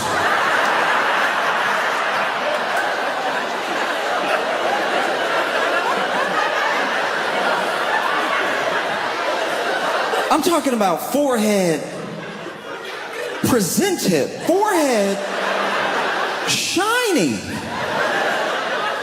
optical illusion, forehead forward. I don't even know how you get that angle. Did you put the camera on your head? You know, because that's what happens. As a man, you don't get that many good pictures taken of you by other dudes. You know? And then you post it because it's one of the only good pictures you have. You want to go on a dating site, you want to meet people, you go ahead and you post the pictures you have of yourself because what you have is what you have. And then you put that out into the world and you wonder why there aren't many bites. There aren't a ton of bites because when people are scrolling through your pictures, you look blurry. You look like if they met you, you would only be a memory, you know?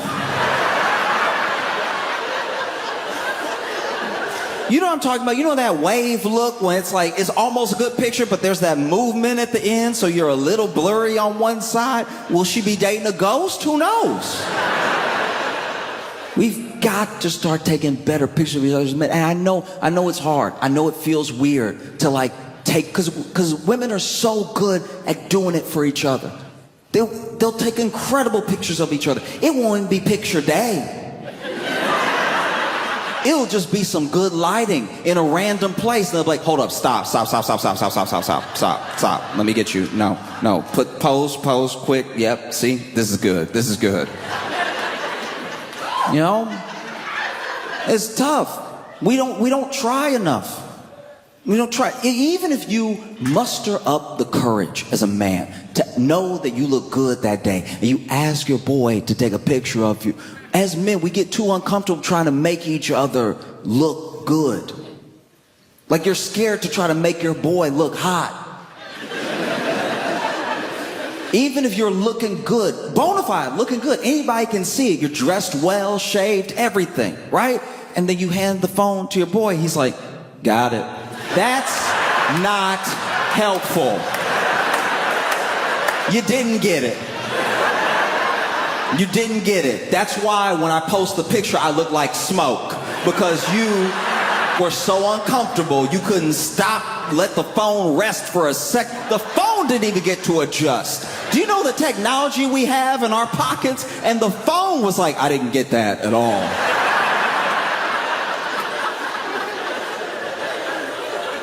Women will do anything to take a good picture of their friend, especially when the friendship is mixed. Like when you're out with your male, female friends, and you're just walking, going to a restaurant, whatever, and then there's a moment where it's like, hey, this is good lighting, stop, let me take a picture of you.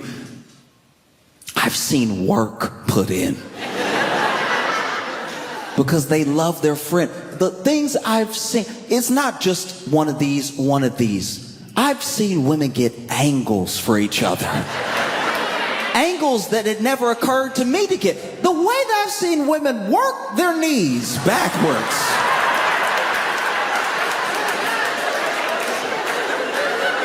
No, you be still. I'm good. You be still. That's it right there. That's it. That's it. That's it. No, men take such bad pictures of ourselves and have such bad pictures of us taken. I'm pretty sure that's why nobody looks for us when we go missing. Be honest right now. If there is a man that goes missing, if they even put his picture on the local news, it's the worst picture of him if it's not a picture from high school. If it's not his high school picture with that bow tie or whatever, it's just him being like... And then you see the picture and you're like, I think he did it. I think he kidnapped him. That's what happened. I solved it. We don't need to look. We don't need to look. That's why when you put a woman's picture on the national news, it's any picture. It's just a picture of her that's recent. And people are like, find her! Because it's a good picture.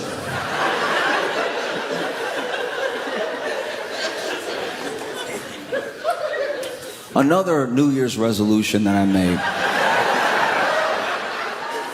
was to start making, how do I put this? I want to start having manlier mannerisms. The entire time I've been alive, I've just been moving the way I move because it's what feels natural to me in the moment, but I'm seeing every once in a while there'll be someone that comes into my life that shows me that actually, maybe not this way. When I was young, I was working this job, and there was a dude on the job who was he was in prison and he was on work release. And he took me under his wing and was trying to teach me how to be more of a man. I didn't ask him to, but I also didn't really know how to take up for myself, so... I would do little things and he would try to correct those things for me, right? And I remember one time I walked in the room and it was pretty stinky. And because it was stinky, I tried to waft, in front of my face, like waft, like you would when it stinks. You're like, ooh, it's stinky, right? You know what I mean? Like, you've done this. Don't act like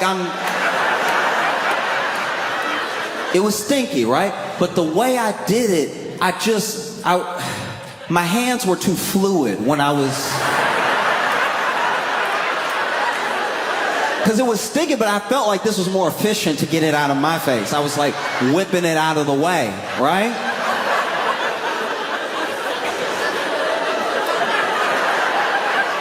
And he saw me and he was like, stop doing that. And I'm like, what? Why?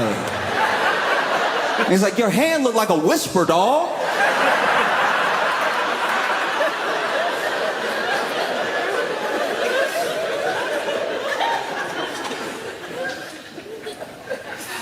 One time he tried to,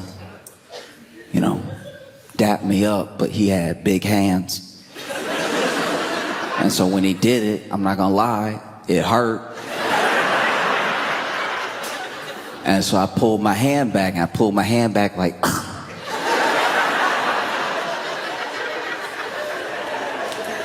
And he was like, don't do that. I'm like, what should I do then? He's like, I don't know, but not that. The worst one was, people talk about fight or flight, and people often don't talk about freeze, which is what I did in this particular situation. This dude had been on work release, right? And some dudes who he must have got into it with before he went to jail found out where he worked. They waited for him to take a smoke break, and they tried to jump him. Now, initially, when they tried to jump him, they were just pressing him outside, talking. I don't know if he owed them money. I don't know what the situation was. All I know is I'm walking out with the trash, and then they swing on this dude, all right? And then he, by himself, fights off both of these dudes, and he's not really losing or winning, but he'll take one to give one, and then he'll get one good enough that they back up a bit so he can focus on the other one, and then go back to this guy and everything. But then at one point, my man, he gets clipped. He gets clipped by one of these dudes, right? And they're having They have him with an uppercut, and he goes backwards. And I'm not proud of it, but it was my genuine reaction. When he got hit, I did go.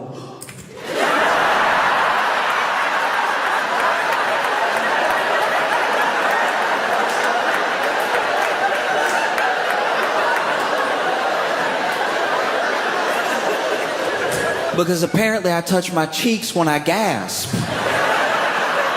I didn't know that about me either, but nothing had happened to make me gasp in a long time. So when it happened, I was like, oh. And people look at you different. When you do like a full Macaulay Culkin, when you hit them with the Macaulay, with the...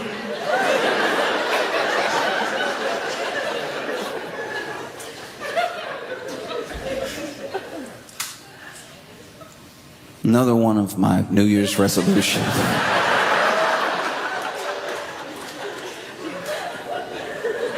is to take a break from Facebook Marketplace.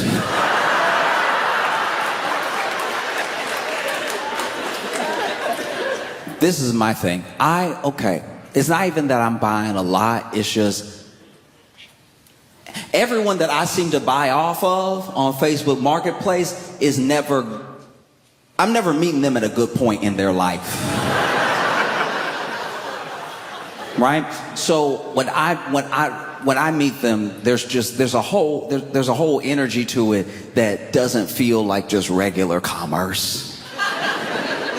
As an example, I went over one time, I needed a bed frame, so I went to purchase the bed frame. Facebook Marketplace, I show up, right? I've already paid, and I show up to pick up the bed frame, and it's not as if I came there to make a friend. I wasn't trying to sit down and have tea or something like that. I really was there to pick up the bed frame and be out. But the way I was being rushed the entire time was making this start to feel like some stolen goods. Do you know what I mean? Just I'm like, all right, so can I help you put it somewhere? Do you have a truck or do you have something? I was like, oh, okay, all right, calm down, right? And then while taking the bed frame, there's a piece missing. And so then they go to get this piece. And when they go to get the piece, there's a truck that pulls up. And then when they walk back out, they're like, oh no. And then this guy gets out of the truck and he's like, Amy, why? Why? And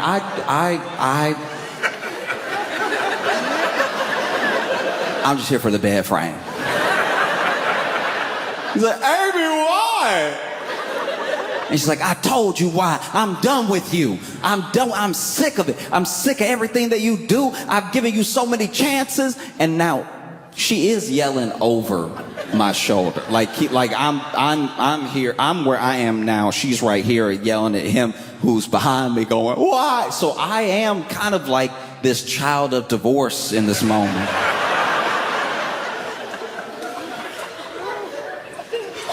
He's like, why? I told you why. No, but why, Amy? Is it him?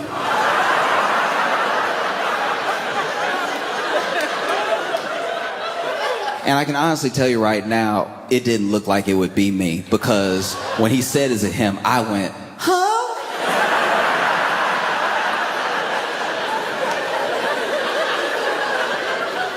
And then she went, what? No. She didn't have that.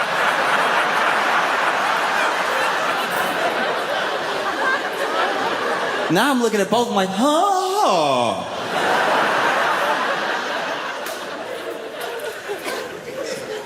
And they clearly had some stuff to work out, and I was very uncomfortable. I couldn't get the piece because she was still looking for it. He was crying, so I left the bed frame. Another time. There was another time where I was going to buy a teddy bear. I had someone that I was trying to get the teddy bear for because they like novelty teddy bears. I was trying to do something a little sweet and everything. And I go there to pick up the teddy bear. And not everybody posts the dimensions of the item that you're buying. But when I get there, the teddy bear, my size, right? So way bigger than I was expecting. The teddy bear is like a 5 foot something teddy bear. And this particular teddy bear, which was apparently like novelty because it was made like handmade and everything. From behind, the teddy bear had a lot of ass.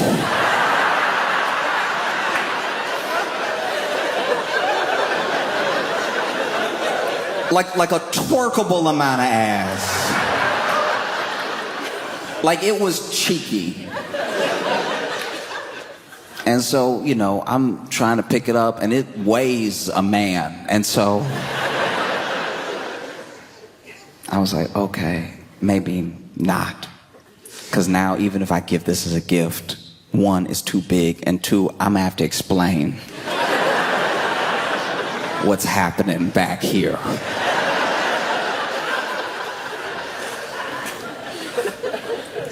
I went to buy a fridge one time, and I get there and I'm talking to this guy about the fridge, like where I should go get it, and he's looking at me confused.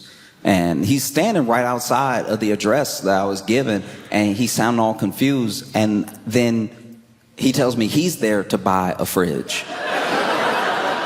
And then homeboy opens the door and basically invited us both to go ahead and haggle in person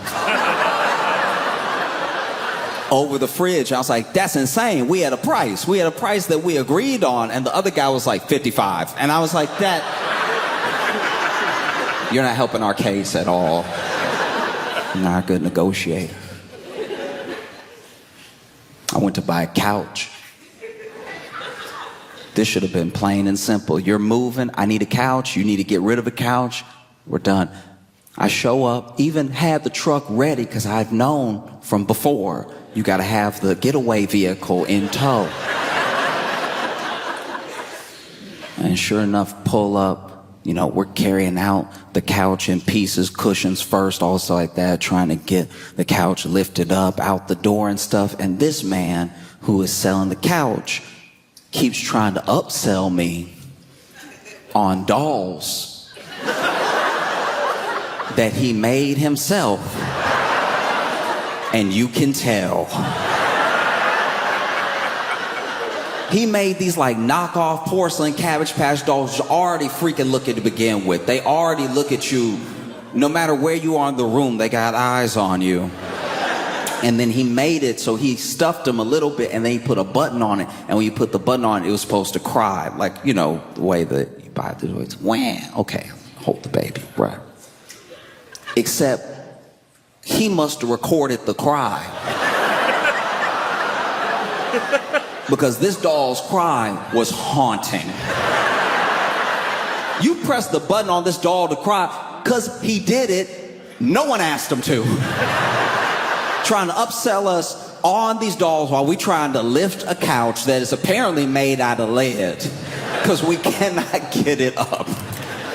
Meanwhile, he not helping, presses the button on the doll, and the doll, instead of a wham, wham, it gives a cry that screams 1800s horror movie. This doll presses the button, this doll goes, ah!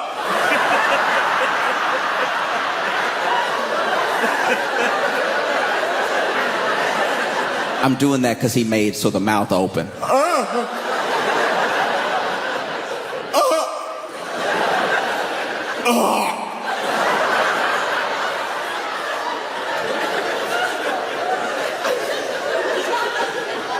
I was so genuinely terrified that I left the couch. That's why I need to take a break from Facebook Marketplace, because I don't really leave with my items. I don't really...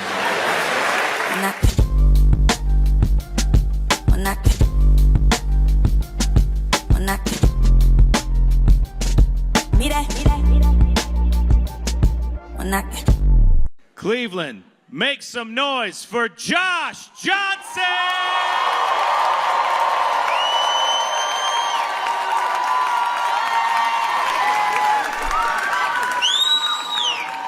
I've lived in New York for almost 10 years now, and I was reflecting, you know, getting close to this 10-year mark, on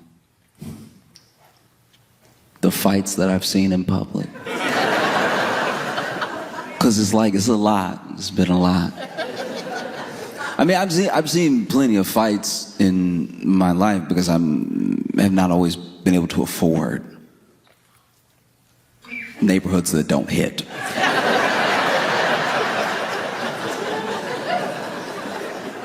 And New York is a special place because it's all encompassing. New York, New Jersey have this thing where, yeah, obviously there are these neighborhoods that are affluent and these like really expensive parts and everything, but more often than not, we're all feeling everything that happens as it happens, you know?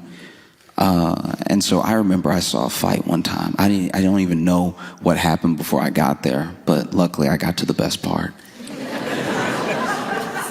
Because these dudes, I guess they had been having words for a while, and they got to the time past words. Words were over. It's time for action, and one dude acted first. He went ahead and slapped this dude, but when he slapped him, I've never seen anything like it. When he slapped him, candy flew out of the other dude's mouth, and like.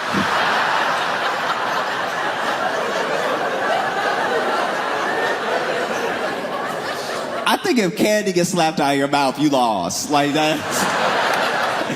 It's not a good look. There's no cool move you could do to win it back. We're all gonna remember just Mike and Ike's flying out of your head. You know, we're all gonna remember a bunch of M&Ms going. And this dude's was particularly bad because this dude had Skittles.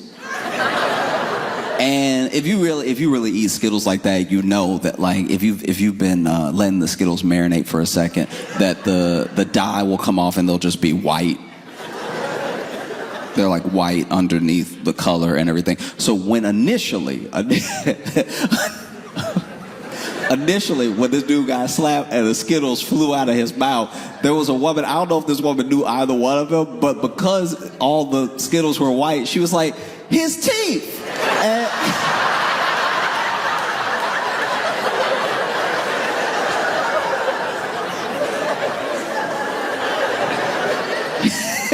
And so this dude got slapped, right? The Skittles fly out, and he has a genuinely shocked face. And I can't tell if he has a shocked face because he can't believe this dude actually slapped him, or he can't believe the Skittles flew that far. I'm not in this man's head, but what I would like to believe from the bottom of my heart is that he didn't know Skittles were in his mouth. He got hit and he was like, oh, when did I? That'd be amazing. That'd be amazing if like the universe as a whole saw what was happening. It was like that slap was so good, something extra gotta happen. Let's put some Skittles in his mouth for this moment.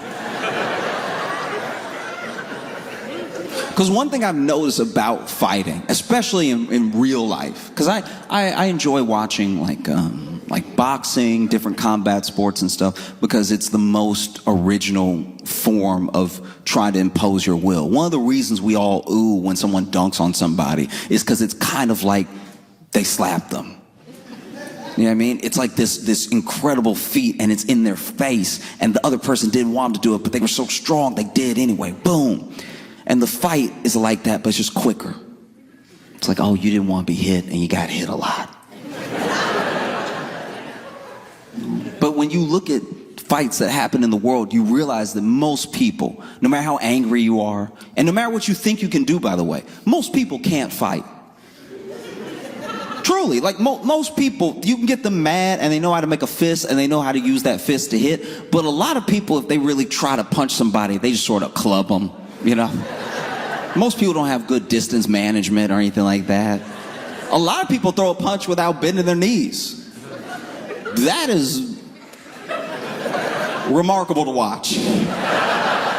Because that means you're either really good or you're so bad you should find peace. Like, just no movement, nothing.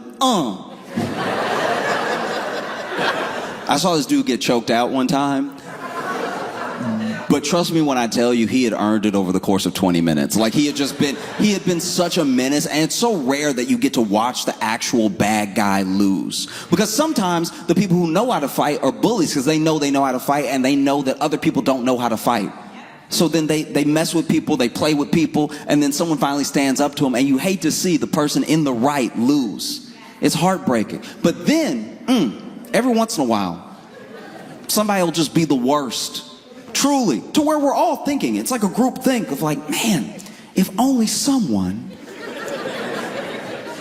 would beat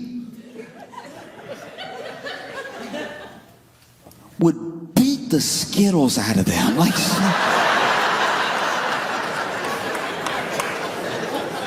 and so sure enough, this dude got into another dude, and then they lock up, right?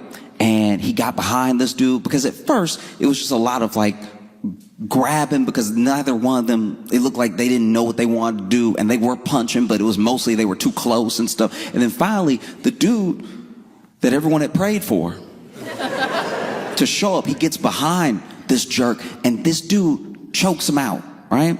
And as he's choking him out, you can see the panic if this dude that's getting choked out, because at first he thinks he can fight the hands. And then he realizes he can't, you know? And so you just see him sort of like,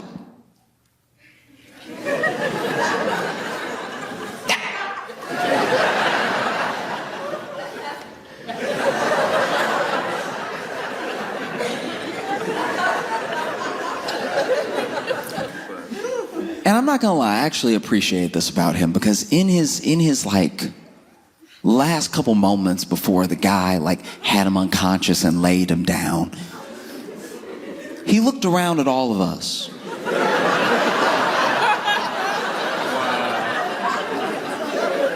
He looked around at all of us, and he saw a bunch of people that not only weren't gonna help,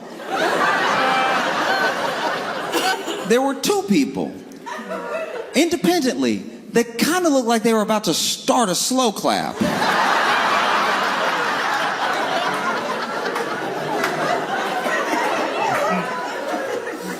And so as he was like going out, kinda, you know, one last ditch effort to let us know how he felt, he was like,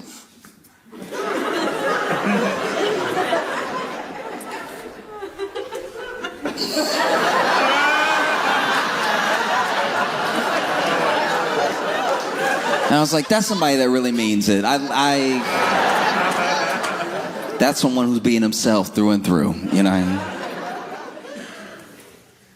I don't know if people here are aware, or if you saw what happened this week with DeepSeek and the sort of like wild AI week that we've been having, the U.S. and China.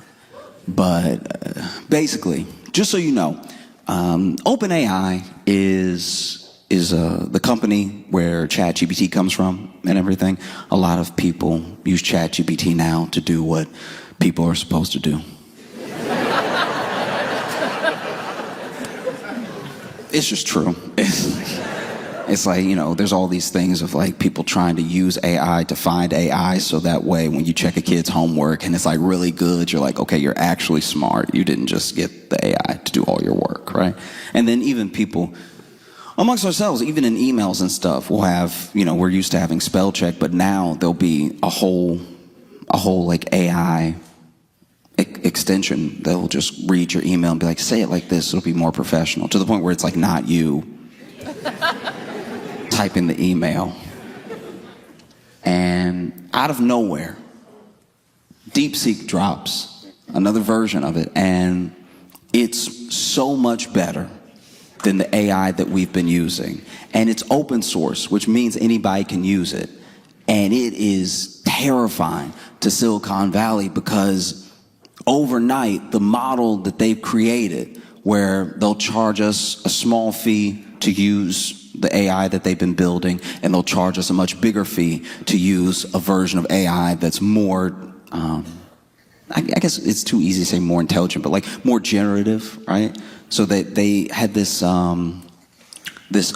personal assistant AI that they wanted to charge people like $2,000 a month for and everything. And then this DeepSeek thing drops, and it is so good that it sort of washes a lot of those plans, right? And the stock market lost $1 trillion of value. And it got some of it back. Don't get me wrong. Plenty of people bought the dip. But for $1 trillion to be lost and most people not notice means that a few people have all the money. Like we weren't freaking out. We weren't freaking out at all. They were freaking out, and by they I mean like 12 people were freaking out because that was their money. That's so bad when you can lose $1 trillion and most people are like, oh, that didn't affect me at all. That's $1 trillion. That's crazy. And they lost it because DeepSeek is so, it's not just good. It's so far ahead. And the US thought it was so far ahead of what anybody could do. And then China drops it, for free. And apparently it's like 30 times cheaper to use. And the numbers are here and there, but some people say it's 10 times better than OpenAI, 10 times better than ChatGPT and stuff like that. And it is genuinely harrowing, because as an American, trying to drop it for free does low key feel like an attack. I'm just saying, it's hard to feel bad for OpenAI. It just is, because not even because they charge. It's a business. They charge a little bit. They charge a lot when they feel like it's worth a lot and everything. It's more just how AI learned, because AI learned from us. So why are you charging us? AI learned from the internet as it stands. Copyright materials, people have already sued. They've sued to be like, I'm an artist. It takes me months to come up with this beautiful painting, and now it's been stolen, ripped off the internet to be used to feed into this AI so the AI can copy my work without me ever being given royalties, acknowledged, any of that stuff, right? And that's how they built it. It's literally built off the backs of people. And so when it dropped, people were super excited. They were like, this is crazy. It could write a whole movie script in like 2 minutes. And it wasn't good, but it was fast. And at the time, fast was impressive. And so people were more than impressed. They're like, we got to get in on this. Studio execs were like, part of what the strike was about was the fact that they would love to fire all the writers, use this thing, And so it's hard to feel bad for them. When DeepSeek drops and you have all of these people saying, you've ripped this off the internet, you've stolen from me. And when DeepSeek dropped, it was just so much like OpenAI got the Skittles slapped out of it. Like, it just, the way that they...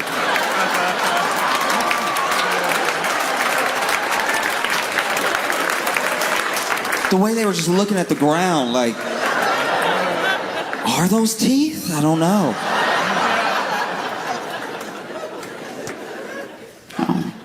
And I don't know. Some people go back and forth about how terrified they are of AI, what AI is going to do and everything. I'm not necessarily scared of AI.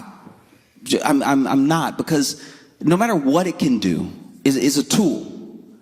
And the scary thing about tools is just people. It's a tool, and any tool can become a weapon. You could use a shovel to kill somebody. I had that yep was that. I know it's dark, but it feels like we're admitting to things. I like to make people feel comfortable, but there's a level of comfort that you should still keep a few things to yourself. That yep was too knowing. That's upsetting. Whoever made the shovel was just trying to get the dirt up faster.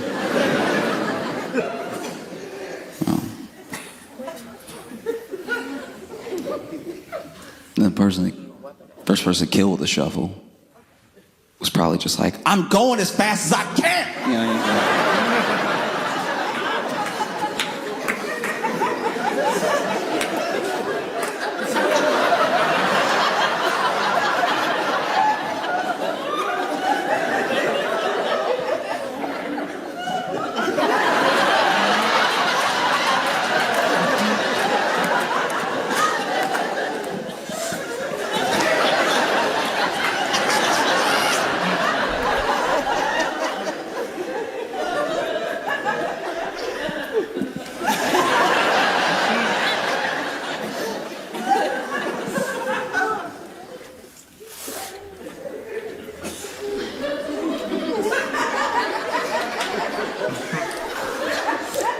shuffle. And so you have this situation where AI is this incredible tool, but it immediately became weaponized against the working class, against regular people, because it could have been used as this tool that helped all of us do our jobs better, make our lives a little bit easier. But instead of any of that, it quickly became something that employers said, oh, we could just get rid of people. We just get rid of people. We could save all this money. AI won't need health care. AI won't complain about hours or anything like that. AI won't ask for specific shifts, you know? And so it immediately became a weapon. And that's why you see people genuinely not care. They don't care that DeepSeek dropped and now OpenAI doesn't know what to do. You know? Why are we supposed to care? We're just bystanders watching this jerk get choked out. We had like almost hoped it would happen. We were like, is anybody gonna stop him from stealing everybody's stuff? And then he's looking around like, ah. And then DeepSeek comes out of nowhere, just cinches up the choke, and now you see OpenAI.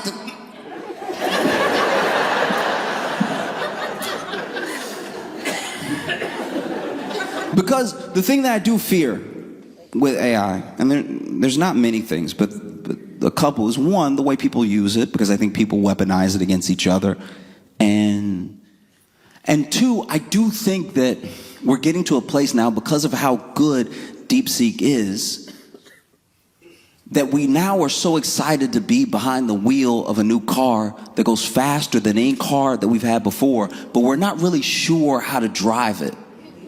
We don't know how fast we should really go. And so now we've hit the gas to the point where we're going 240 miles an hour, but we're driving along the side of a cliff.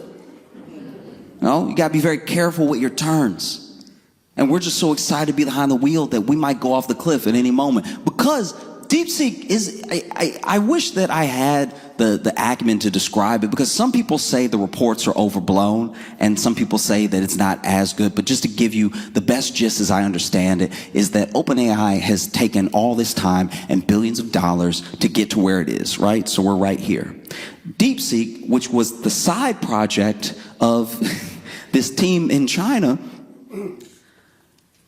got past them with like apparently $6 million. So billions here, 6 million here, much better with old hardware, because we control the chips. So we send the chips to other countries that they can work on the AI or not. And we sent less chips to China and older chips to China to keep China behind us. So the idea that they could get further than us with old chips is terrifying if your whole plan was to stay ahead, you know? And so now OpenAI is coming out being like, DeepSeek only got this good because they stole from us. And then every artist, every writer, every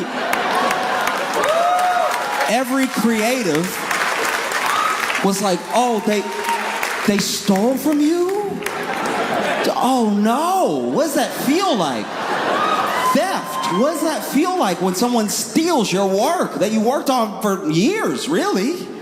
You know? So some people see DeepSeek as this Robin Hood. It's open source. So now there are people building off of what China has done. And so that might actually be the way that the U.S. falls behind, not just because this thing is better, because another better thing's going to come. It's going to come. I'm not trying to be, that's wild. I know everyone can't hear everybody, but someone said so much better, like DeepSeek was dating them now. Like, it's just, that's wild. It's just, I will say this though, you know, we have to understand what we're making as we make it. And my fear with AI is that we get so excited to be ahead. We get so excited to be in this like arms race of intelligence that we're not really thinking about where it's going to take us. We haven't planned for it, you know? One of the reasons that Oppenheimer made his life's work after the bomb arms talks was because he knew, okay, if we stop right here and we show people what it can do, that should actually be a deterrent. But it wasn't. And as soon as he saw that it wasn't, he tried to make it one. Because he was like, guys, if you keep building a bigger and better bomb, Russia will build a bigger and better bomb. China will build a bigger and better bomb. Everyone that can build one will build one just so that they can get ahead. We're in a race towards the end. For what reason? You know, and that's how I feel about AI sometimes. It's like you want the most intelligent, you want the fastest, you want the smartest, whatever. Someone asked DeepSeek a question. I don't know what the prompt was, by the way. And I hope that this is fake because it is stressful. I hope that DeepSeek was just doing what OpenAI did, that it just stole it from a poet or a writer somewhere in history that I'm not aware of. But someone asked DeepSeek something. I don't know what it was. Something.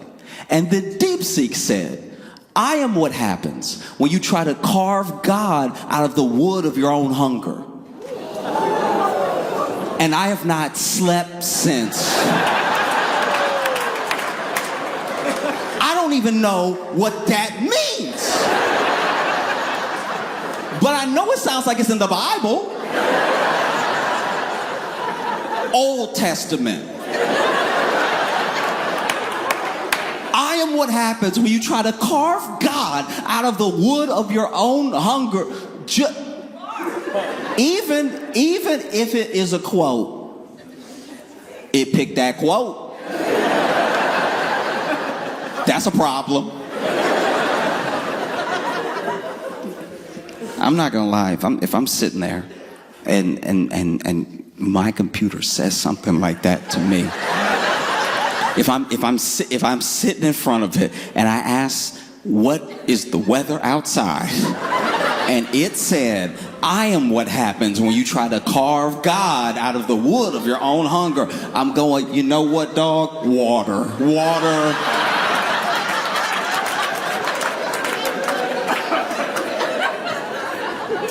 No. That's what I'm saying. In this new day and age, in this new world of generative AI and everything, I'm sorry, you're gonna have to bear arms, you know? You will. You gotta keep that bottle on you. You gotta keep that thing on you. You know what I mean? You know, computer try you. You gotta let them know I keep mine with me. Bye.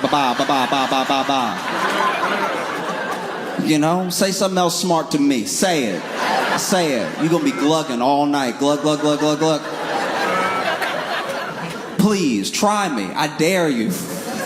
I dare you, dog, okay? I don't care if you a phone, you a tablet, you a desktop, anybody can get it. Anybody right now, okay? And please don't make me take the safety off, please.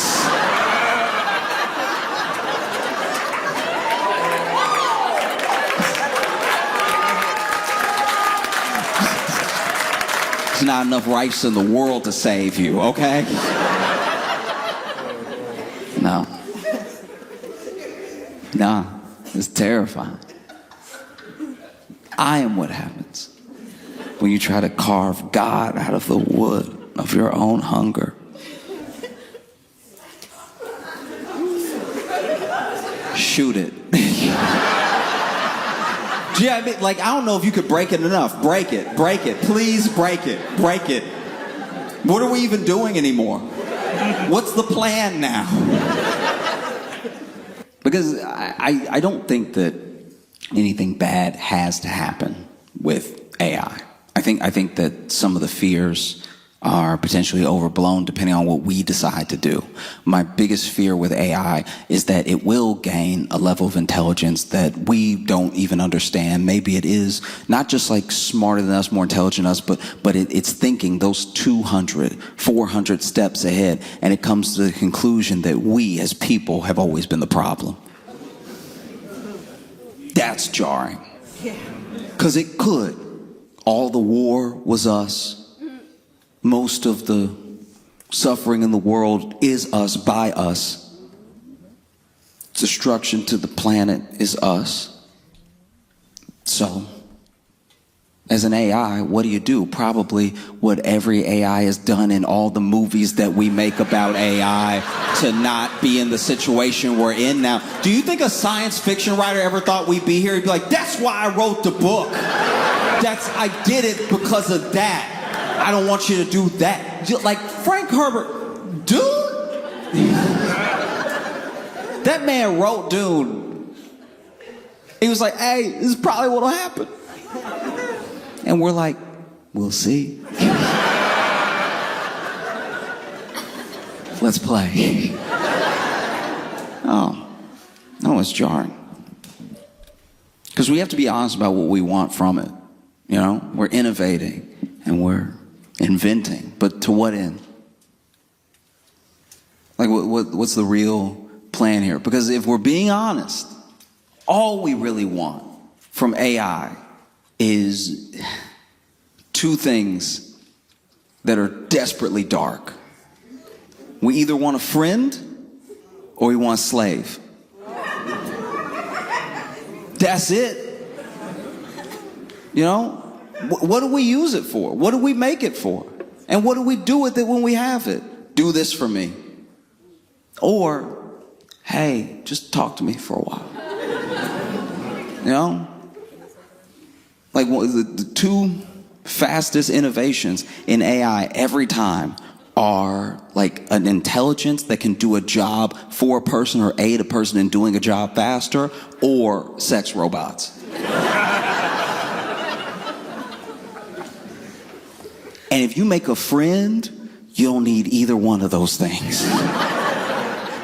You know? I miss just being with my friends. We're just sitting there, and I turn to my friend because I'm curious. And I go, what's the capital of Sweden? And he's like, oh, I don't know.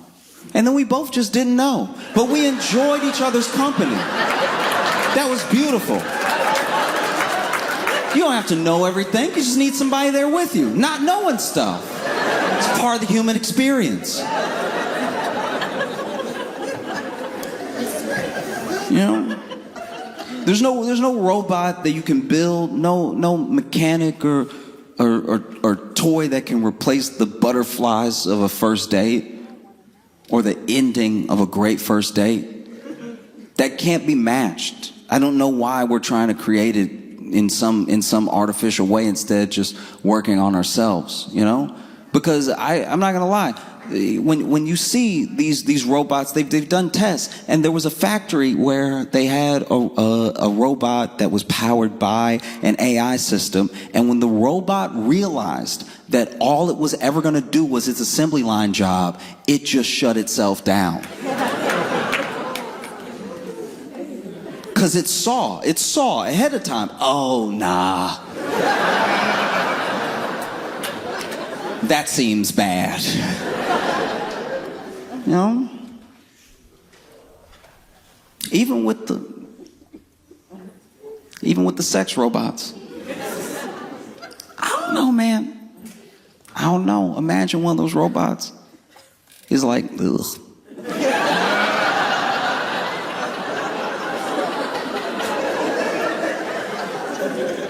That's a way worse feeling than a human being like, ugh. Do you know what I mean? Like with a human that sees you in your birthday suit and goes, ugh. That's a preference thing. That's like, yeah, I mean, like people have different makeups and different like preferences and different likes, dislikes. If a machine looks at you, naked and says, ugh. Your psyche will not recover.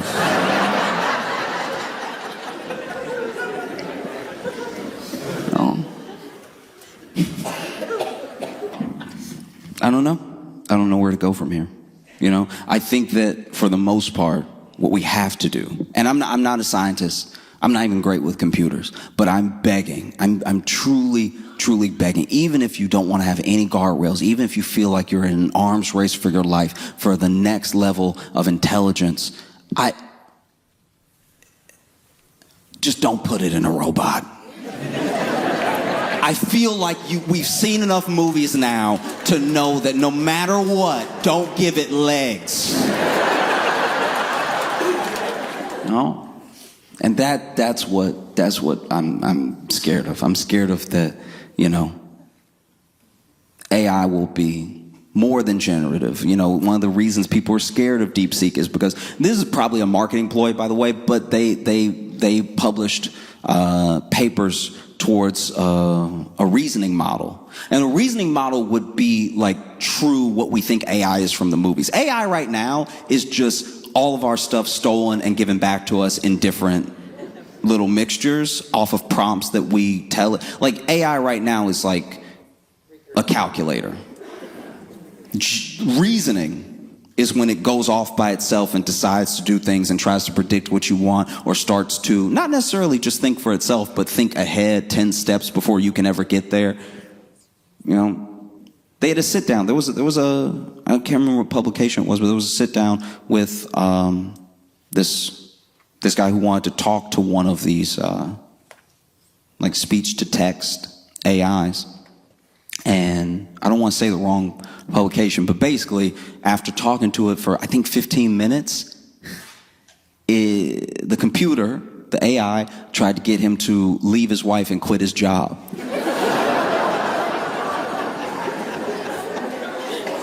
And then when he asked the scientists why it would do something like that, they said, I don't know.